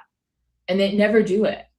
I guess you can see it a little bit in the phones, but not totally if Snapchat, apparently is gone. You know where they could find that information? His phone. Because if he was using any of those, any of the different apps. To a large extent, totally. Yeah, I agree with you. I think that's I mean, I agree with you. That's a really good first step, but it's still just like, whose working theory is that? And where did you guys get that theory from? I mean, you don't have to be a rocket scientist to ask more specific questions. I agree with you, Sam. That one person, remember that kid frothing at the mouth? He was adult.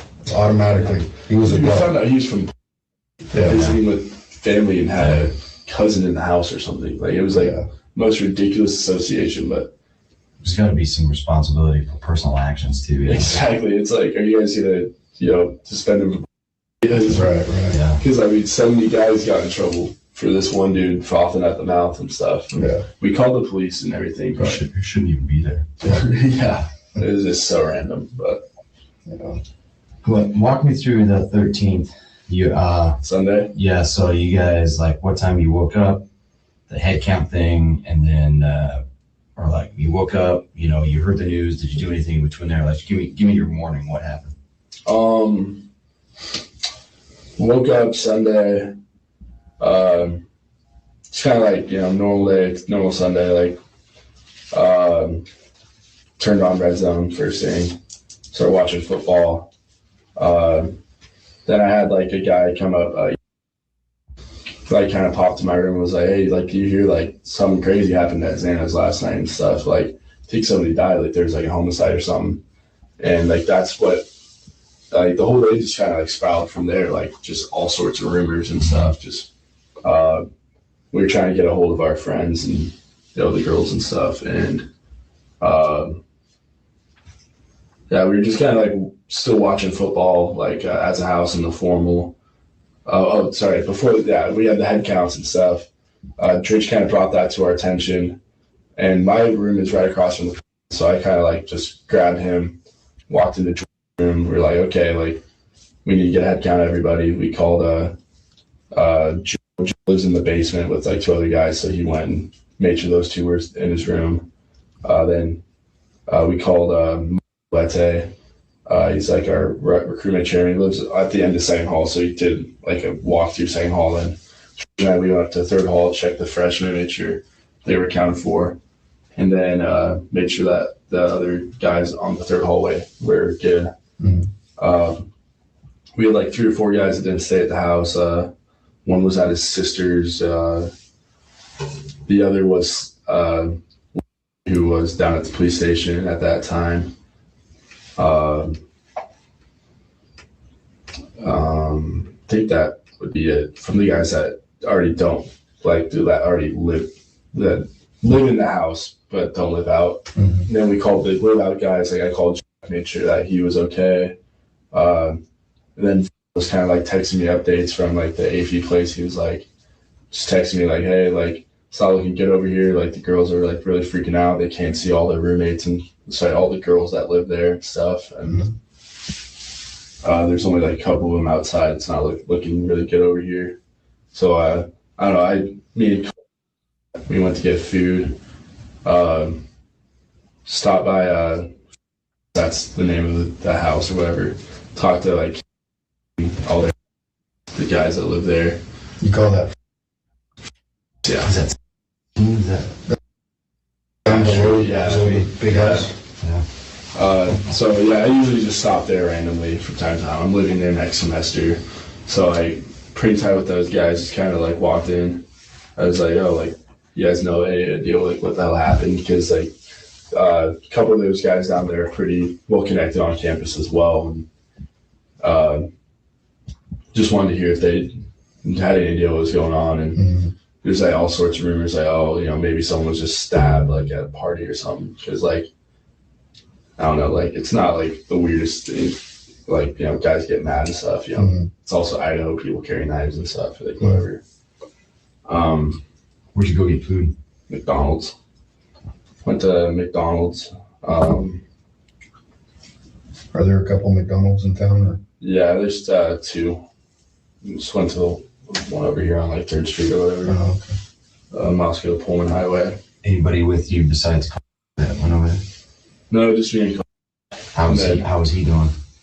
He's doing all right. What the news was? Yeah, he was Like we were upset. just kind of like freaking out. Honestly, we were like can't get a hold of Zan or anything, and just trying to remain positive. Like, oh, she just can't be on her phone right now. She's talking to the police and stuff. Like, we'll hear from her in like an hour or two. And then Was that you saying that stuff, or was it him, or was it like that? Yeah, it was kind of back and forth, and then you know, especially when I running the house, like we have to kind of keep our cool, you know, because like everybody kind of feeds off our energy and stuff. So, you know, I just and so I was making sure that the two of us, we were on the same page. Like, yo, we got heads held high. Like, you know, like can't, you know, be walking around, you know, with our heads down and shit. Like, you know, our energy's high. Everyone else will, you know, follow suit.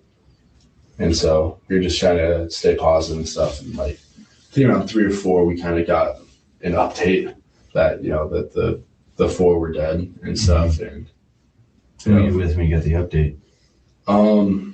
I think it was, I got a text from a buddy, who was over there too, and saw the 4 bodies and stuff. I'm like, yeah. Who was that? Okay. And then, yeah, kind of just spiraled from there. The rest of the night, I kind of just spent by myself. You want to pause it real quick? Started packing. Okay, so 2 things. They found out that there was commotion and then they went to go get food. That's weird. And then did he just say that someone texted that saw the 4 bodies? Who saw all 4 bodies?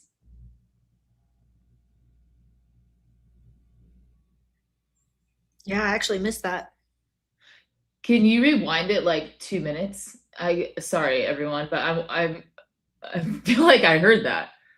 Or like 1 minute. There you go. Yeah. Good. Yeah.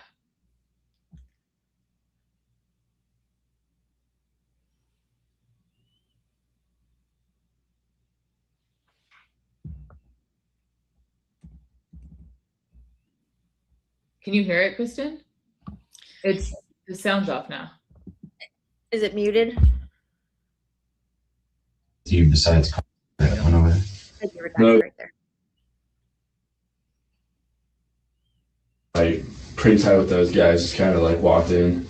I was like, oh, like you guys know any idea like what the hell happened? Because like a couple of those guys down there are pretty well connected on campus as well, and just wanted to hear if they had any idea what was going on. And there's like all sorts of rumors, like, oh, maybe someone was just stabbed like at a party or something. Because like, I don't know, like it's not like the weirdest thing. Like, guys get mad and stuff. It's also Idaho. People carry knives and stuff. Like whatever. Where'd you go get food? McDonald's.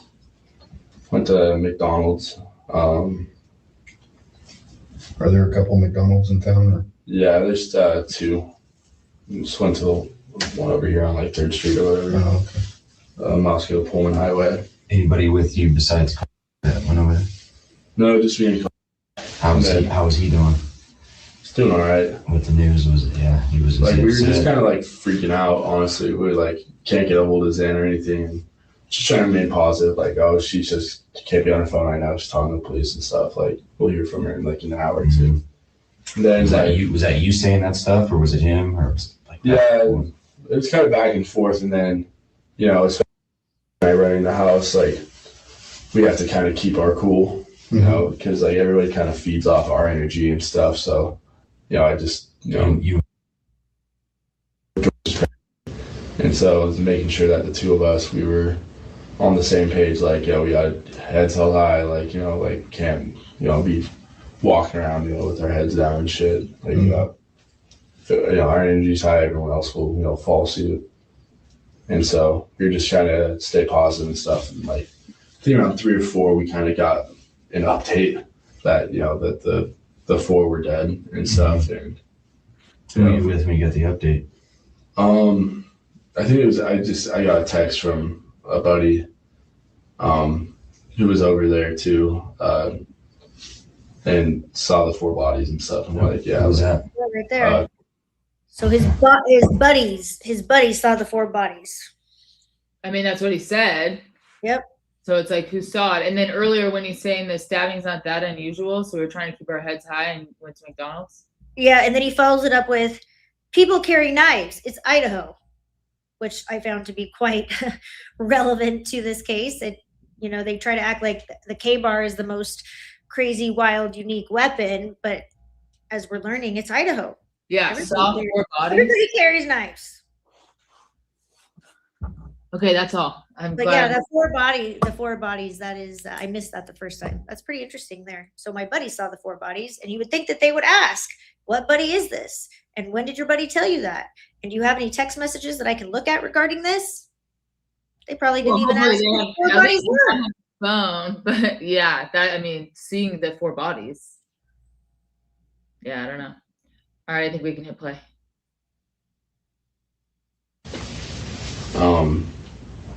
And then, kind of just spiraled from there. The rest of the night, I kind of just spent by myself.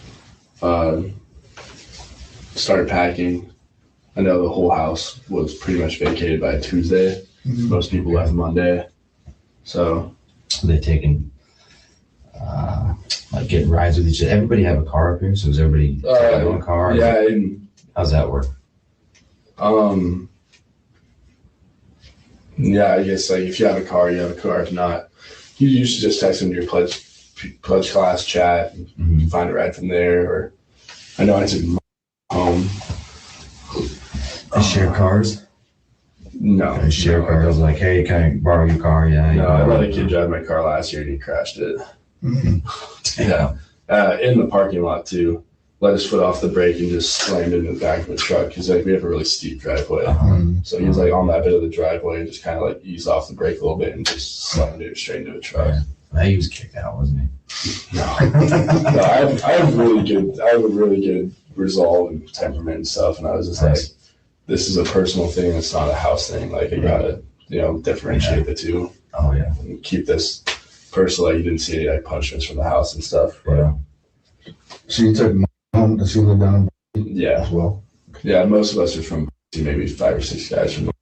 Okay. A couple from Washington. A lot of you guys go to high school together?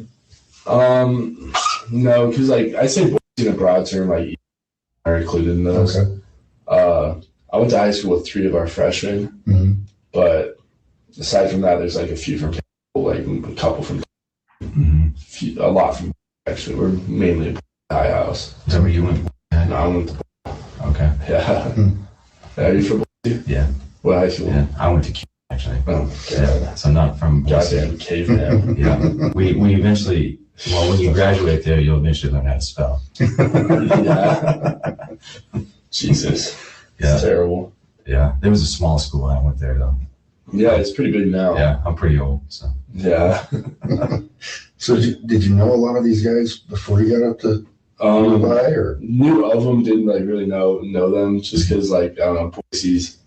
It's getting bigger every day, but it's still pretty small. Mm-hmm. So like through sports and stuff, like you know of guys, because like I don't know, like they're good in soccer, good in some, especially like in other sports where you're bystander and you're doing your homework on the other teams, so you can yell the right stuff. Right. Like, so like I knew of them and stuff. Never like knew them though. You weren't childhood friends with any of them? No, there's a few guys in my PC like that I was, but they all dropped out by the sophomore year. Okay. That's pledge class for you. PC, just so right now. Yeah. Did you play any sports in high school? No, Nice. yeah. Nice, man. Rode the bench though. Couple guys that played ahead of me went D1 though, so I can take that with pride. That's like, cool. Yeah, Mm-hmm. from the Valley, heard that name. Yeah, every time he was not on the court, I was in, Nice. and that was rarely.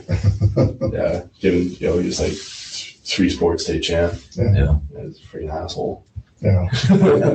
Kind of goes to your head early, doesn't it? Yeah. I like him now, Yeah. but then I was just like, yeah, dude, I fucking hate you. Yeah. 6'4" with 7'2" wingspan, you fucking monkey. Yeah. Yeah.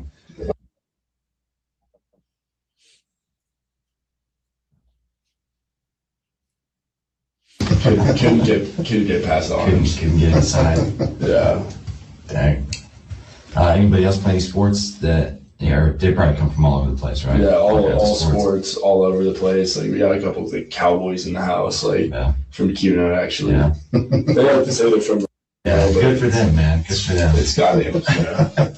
I was like, they're like, it's just like you live in Cuno, dude. Yeah. Like there's nothing but fields around your Don't house. sit around the bush. Feel about right. Not anymore, man. I was just like, where's the pride? Yeah, It's it's not all- from Cuno, man. It's all suburbs and everybody's from California now. But they live in Cuba. Crazy. Yeah. But no, they live in Cuno Mhm. and they went to and shit. Oh, yeah. They're like those kids. Like we have those Okay. kids like private school. Mhm. Yeah. Yeah, those freaking boners. Yeah. Yeah, Yeah. That was our rival when I went there because they weren't 5A. They yeah. were smaller. I think they still prance around as 4A school. CUNA? No, Oh, sorry, BK is still 4A school, yeah. It's such a joke. Yep, they keep the enrollment numbers down, man. But yeah, so they can just run up the 4A level. That's such a joke. Mm-hmm. They're freaking pains. I tell them that too all the time. They're like, oh, we want to say this and that and this. And I'm like, dude, you guys are 5A school prancing around as 4A. Well, I'm glad we went down that rabbit hole for a minute. But let's. Yeah. So you went and got food. You went down to. And you're visiting with those guys, Mhm. and then you ended at like 3 p.m. or 4 p.m. You were hanging out with who? And then that's when you said you talked to somebody else. Is that right? Or you got a text? Yeah, I was talking about that day. Okay. Off and on. I know I got a lot of like Snapchats and stuff from like older graduated members. They're trying to figure out what the hell was going on. Roommates of or just guys that were like close with the girls, like same Greek family and stuff. Like, which like Maddie Mogan and Xana Canodal were in our Greek family, and so like we had that giant like Greek family chat, and that we weren't really talking in that, but like people from that chat were like texting me and trying to get a hold of me and see what the hell was going on and stuff. So just trying to, Trying to navigate through it. yeah. Who's your best friend in the house? Who's the guy you hang out with the most? George and Okay. And is part of the. George is a dipshit. Is he? Yeah, Is that the official role, or? house dipshit. It could be at this point. Yeah, I'm really annoyed with all the laughing and joking. Oh, nice. Very important.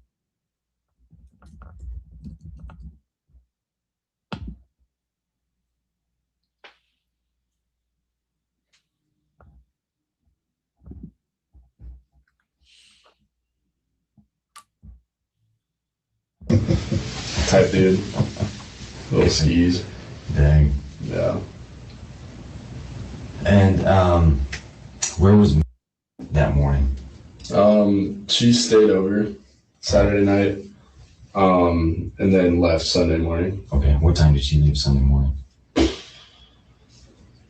she sneak out of there, or were you awake? No, I was awake, maybe like 8:39, something. Okay. I have no idea. Pretty much before I started my day. I Gotcha. was watching football. Gotcha. She stayed in your room with you all night? Yeah. Right. Okay. And you said you were snapping, you didn't have her number. Is that right? Yeah. Did she, what house is she in? Okay.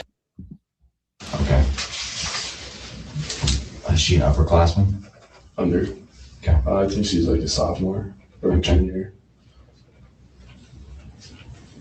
Nice. Mm-hmm. We'll go chat with her. I don't think anybody has yet. Is that a relationship that's progressing or? No, No. not progressing at all. Anything that Yeah. you don't want us to mention or say if we talk to her? Well, we're not really talking at all anymore, Okay. but yeah, I don't know. We kind of already got one guy in trouble, and we don't want to get you in trouble. Who'd you get in trouble? You said- Nobody from the school. Oh, I was Yeah. like, Jesus. Somebody else who gave us the wrong name of a lady, and then we called her, and she was real. Yeah. Okay. Probably bad. Okay. You are. A little bit. Yeah. Okay. But yeah, I'm not talking to Mia anymore. All right. Especially like, just bad timing with all this stuff. Yeah. Yeah. Yeah.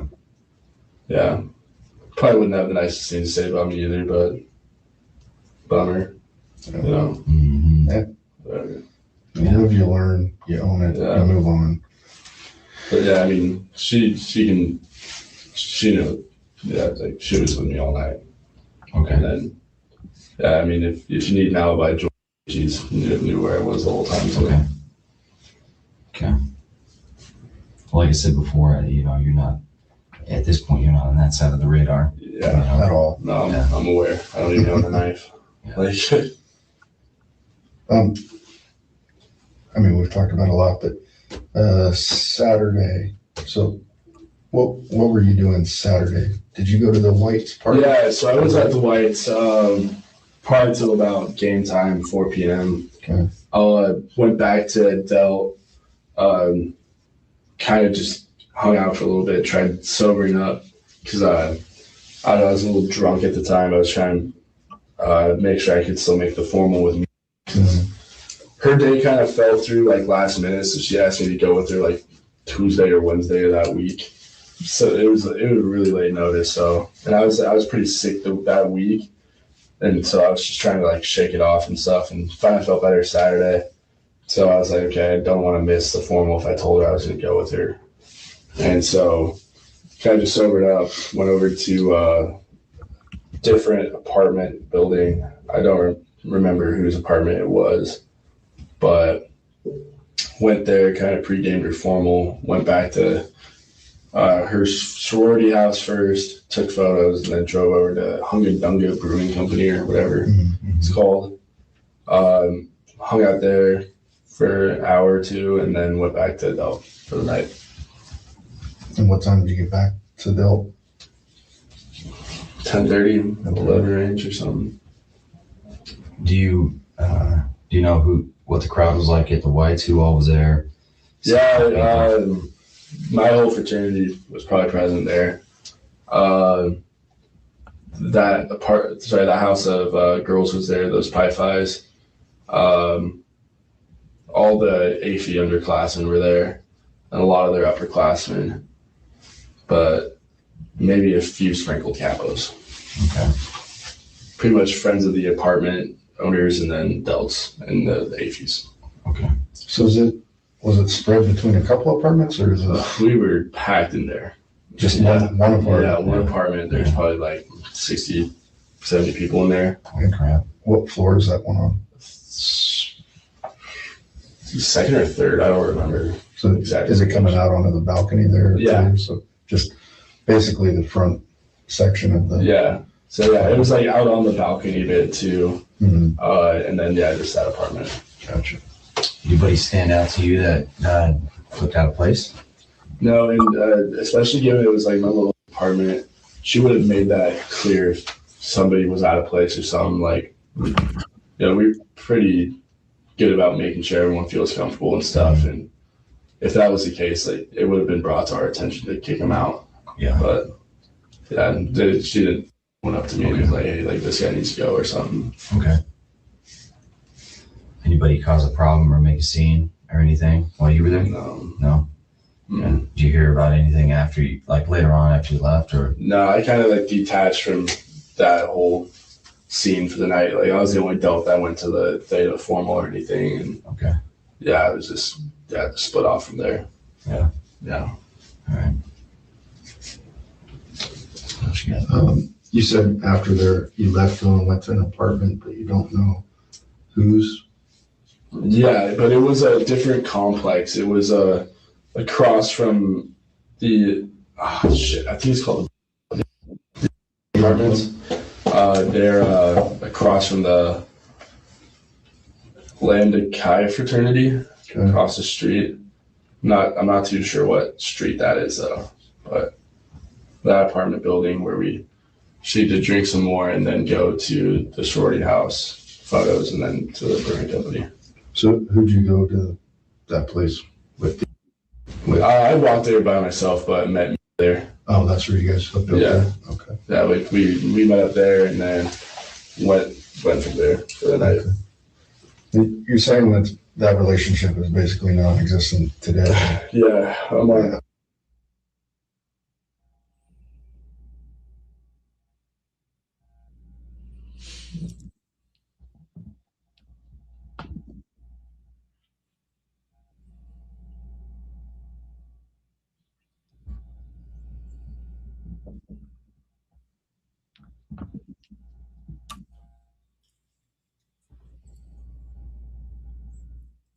I wish there was more about the 4 bodies.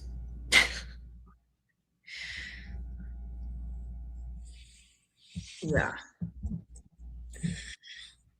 How he just said I kind of detached myself from that. Well, and like you need an alibi, I got it. That was weird. There's so much weird shit going on here.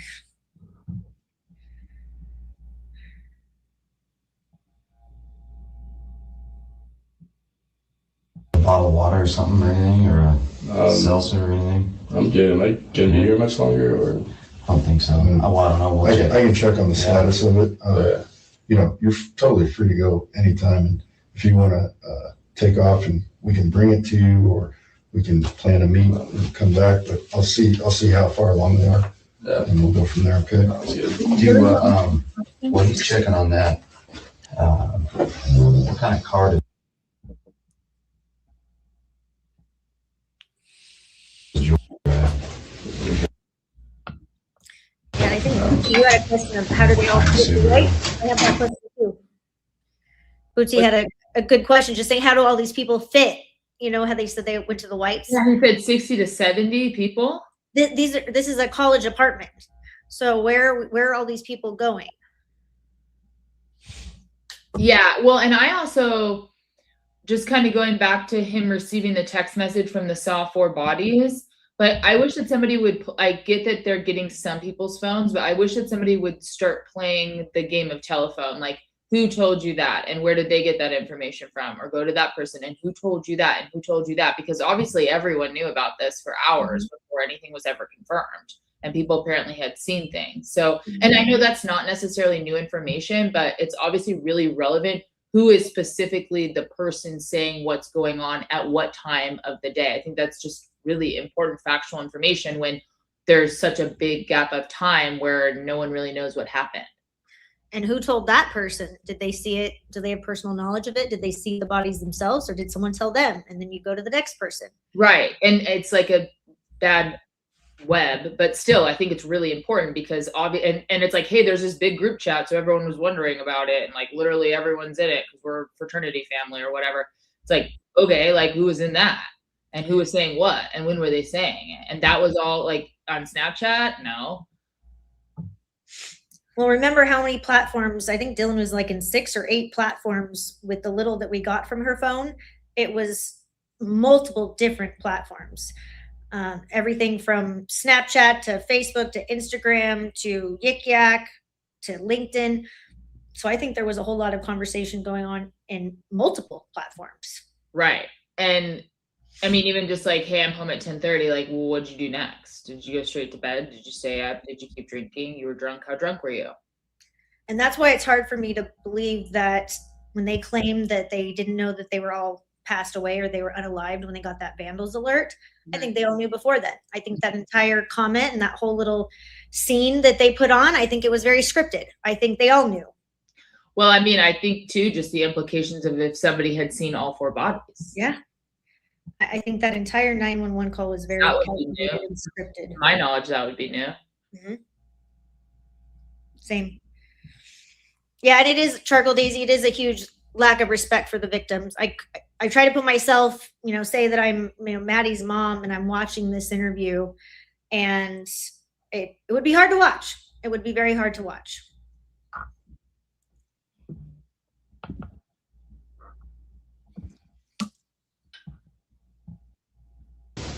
I have no idea. I'm not a big car person. No. What about fucking little maybe. Okay. Yeah, I'm not sure with cars. No. Just 3 more. Do you know what kind of car you drive? He drives a Color? black. Black. And Oh, I thought the same person. Jack. why did I write that twice then? Oh, That's no weird. worries. I'm sorry, man. I wrote that guy down twice. Mm-hmm. And then what about Drives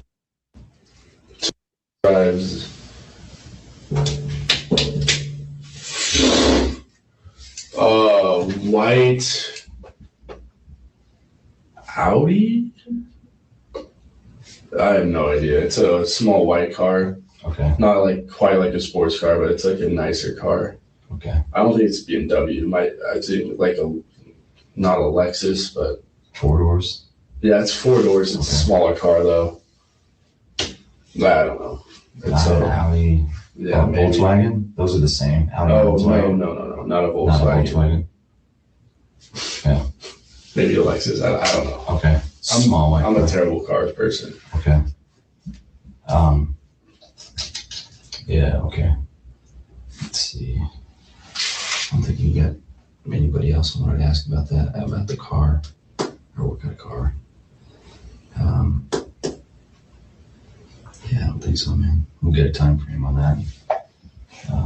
And let you know, man. And we really appreciate you, man. Appreciate you coming in and talking to us. And Yeah, of course.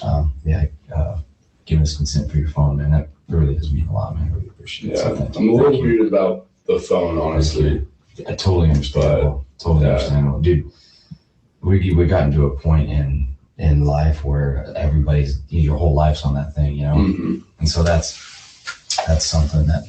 Yeah, is that shit deleted from your databases upon conclusion? It is only tied to this specific case, Okay.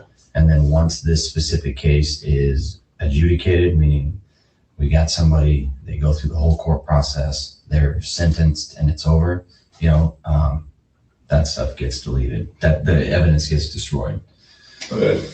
So they have, so they hang on to it for that, but it's not out there for anybody and everybody to look at.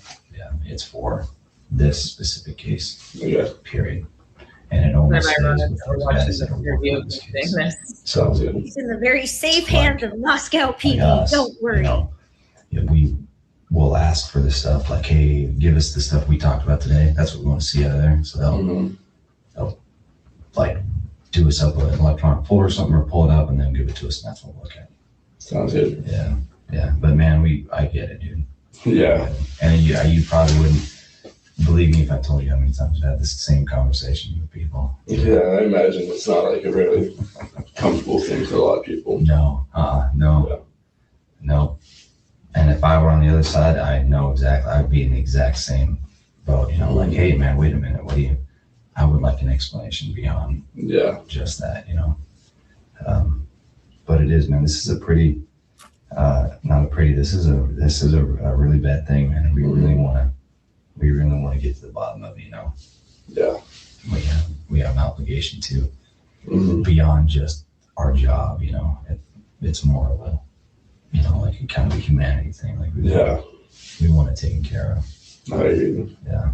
And beyond the community or the state or anything, it's just that's not something that anybody needs to go through, you know. You know, and you seem like you feel the same way, you know. Yeah. Definitely. Yeah. There was a basketball game this last Saturday, wasn't there? Yeah, today's Saturday. Yeah, I haven't gone to any of the basketball games either. Today is Saturday, so Friday, right? It was on Friday. Don't go to them at all? It's basketball games more often than not. I got some guys that I played in high school with in the area, so I go check their games out. Oh, nice. Yeah, when they come here. Yeah. That's pretty fun, man. Other than that, I don't care. Do they not do well? The ULI sports just suck. Like, football was shocking this year. Yeah. But basketball, dude, they're terrible. They're absolutely butt cheeks. They're just bad. No chance they'll win, huh? They'll try to win, or they'll get a good record or anything. No shot. Yeah. No shot. Seen them at the club a few times. I'm not impressed. Yeah. Yeah, they're either really tall and skinny, or they're just short and pretty athletic. And I'm just like, you guys just, it doesn't look like there's a lot of discipline or really a lot of hard work that goes. No, not at all. Not at all. Just show up and play. Yeah, they look like they dial it in every night. Like they just phone it in, I guess. There's like a couple guys there where I'm like, you got the program's beneath you. Mm-hmm. And I feel like they're kind of using you as a platform to maybe get to a better school. Okay. Yeah, but transfer out. But yeah, see that transfer portal changed a lot of stuff, man. Yeah, it's good for the players, bad for programs. Mm-hmm. But it's all right. A lot of guys are transferring out of Alabama and to other SEC schools, and making things a bit more interesting there. So I saw that this year, man. Tennessee and Georgia. Heck yeah. The last couple of years have been really cool to watch. That is not just Bama and LSU just running everything. No kidding. That was such a joke. Yeah, I agree. Clemson too on the ACC side, man. They sat there for a long time, and now it's about time, dude. Yeah, that's getting better. Yeah. Heck yeah. Dude, are the athletes that come in here, are they allowed to be part of the Greek life too? Can they pledge and go in, or do they have their own house? They usually stick to themselves. We don't like to dabble because puts those guys in awkward situations where it's like, we're at a party at the fraternity house. It's like, no, your team's not invited, type shit.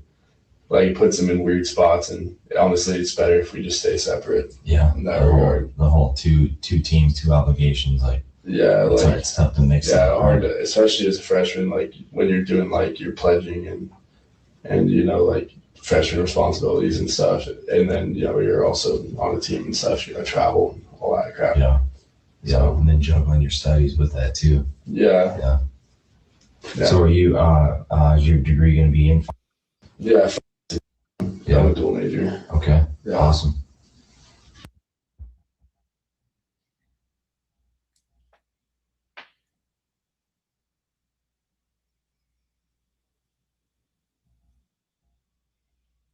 It's unbelievable the amount of questions not relating really to this case. If he's just hanging out in the room with him, he could be asking so much more meaningful questions about interpersonal relationships between the frat sororities, what happened that night. Yep. The information. We've been talking since, because this was about 3 weeks after. Yeah. How's your GPA, man? You keeping it up there?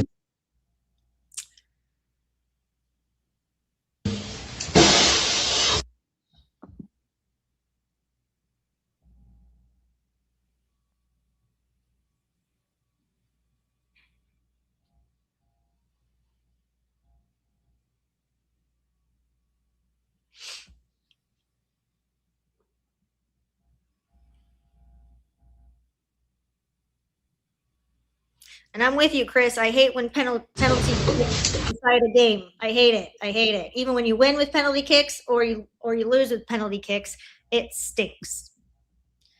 There's a World Cup game that's tied going to penalty kicks. I agree with this comment. Unbelievable. Yep. Pretty much. Yeah. What instrument is this? What is playing right now? Play the audio, and it's clearly like a trumpet or something.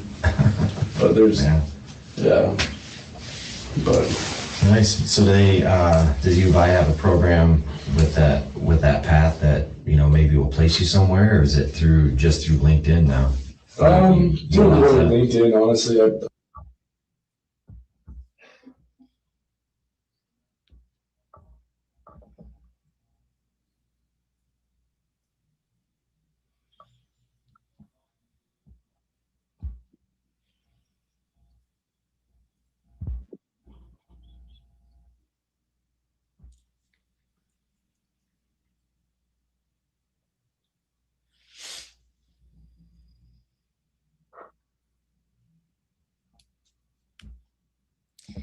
Yes, it is, Tommy.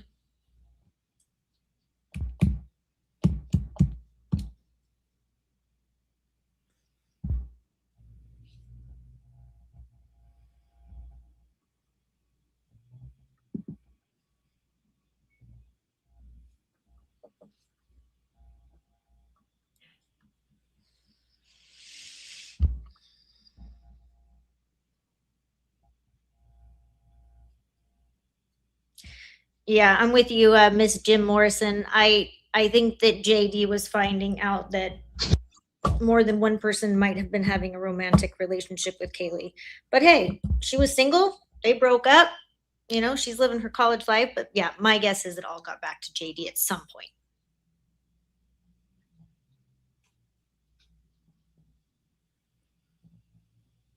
But if you're sleeping at a frat house, like he said, you're 100% right. That's getting back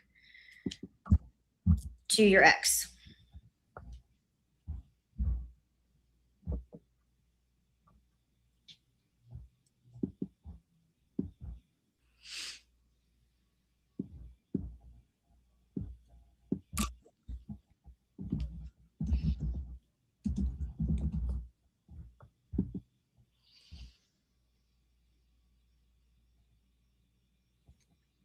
So what did they tell you?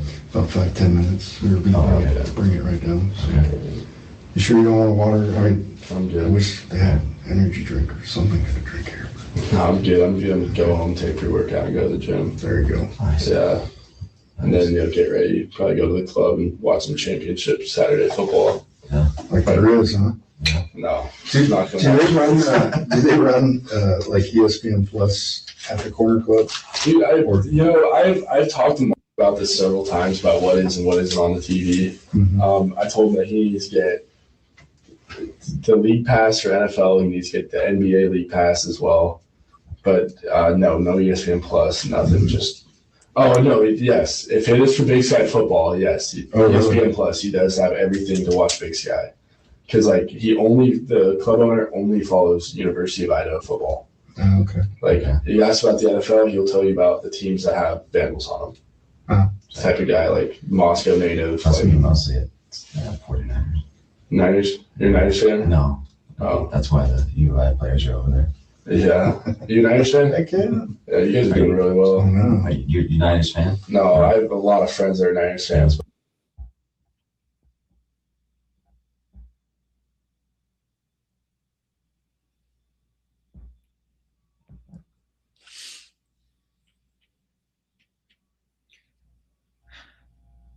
Yeah, I don't know. I'd like to see obviously I think we all would like to see his body language. Yeah, Daisy, they can pick and choose what they want to blur. I actually did some research into this, and basically it's up to the jurisdiction or the agency on what they blur, what they redact. There's no fine specific rule that they all have to comply with. It's interesting, but what they choose to redact or blur, I agree. And especially if you got the right guy, right? 3 years later, the right guy was got. Why do we have to blur the faces 3 years later? And I think his body language would be very telling.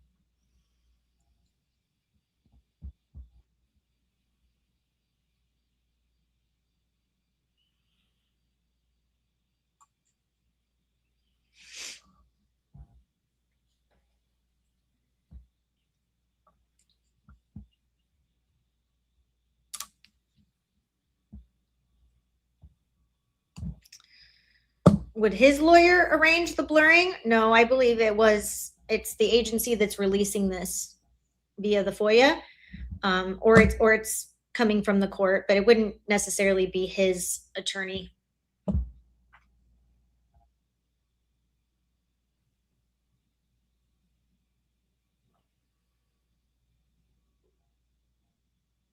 If he had an attorney at the time of this interview, I don't think he would have given them a copy of his phone. Yeah.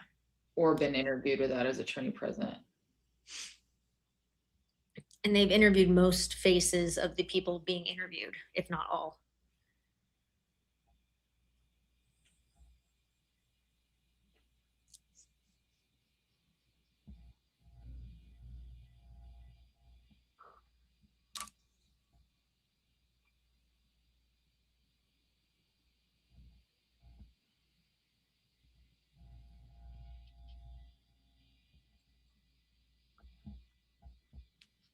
Is this all still redacted? Jesus. Mm-hmm. Must have been some really good conversation about football going on.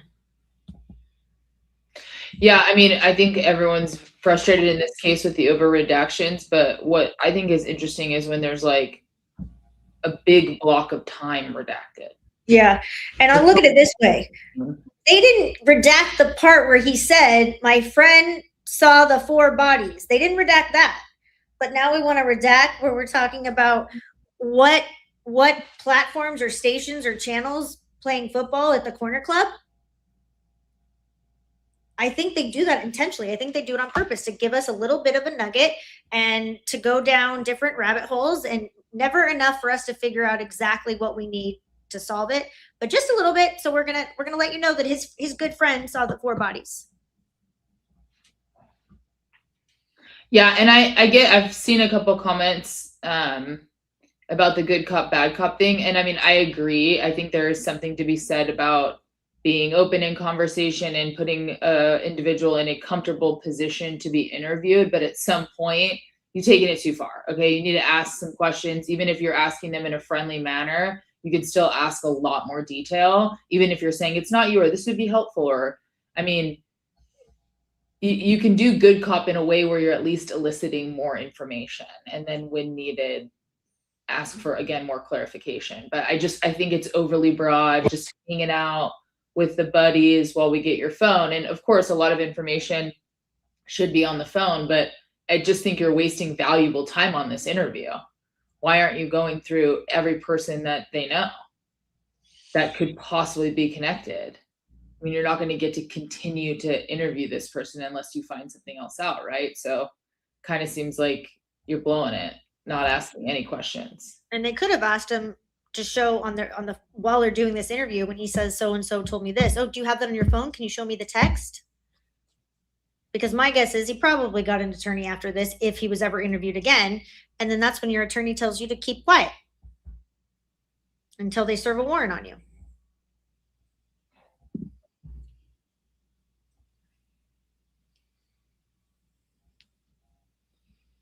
It's probably redacted. Just a few more minutes.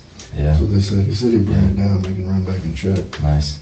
Nice. It was done with the thing. I just had to verify that it was good to basically unplug. Call it good. Heck yeah.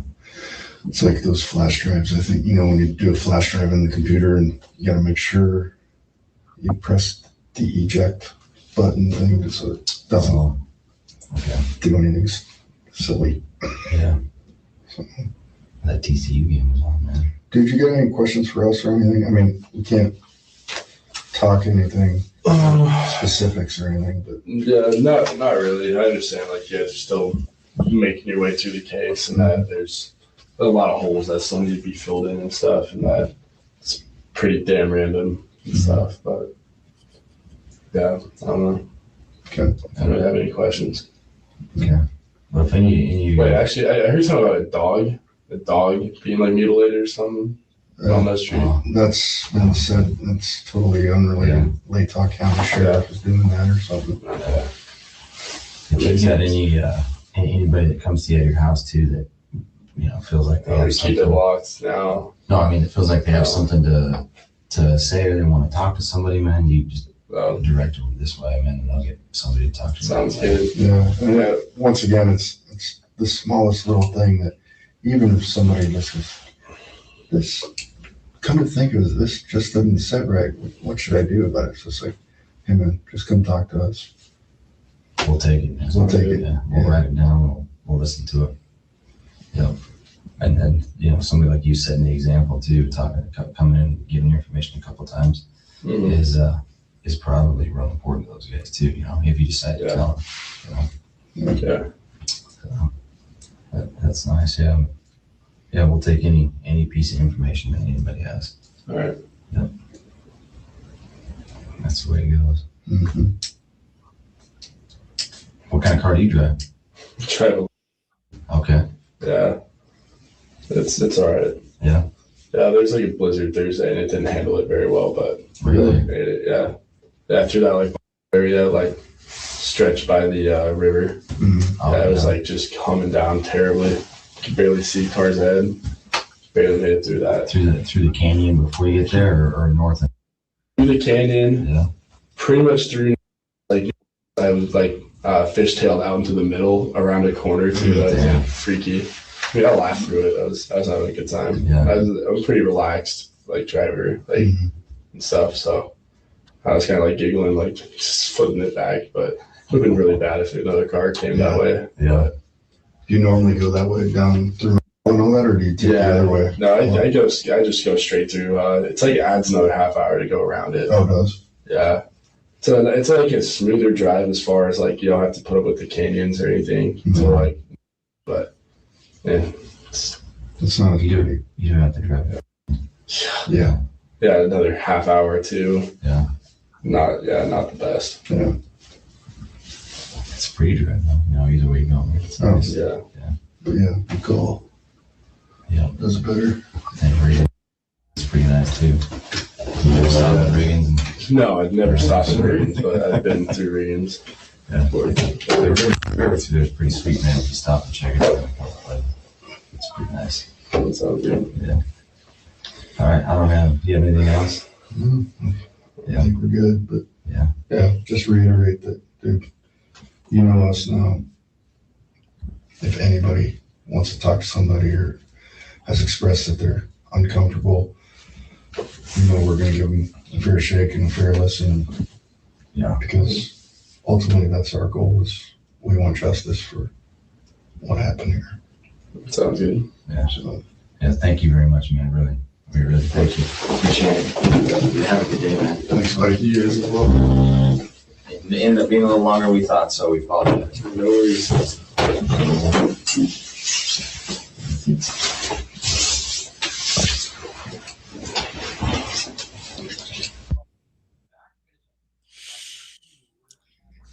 All right. Well, that was interesting.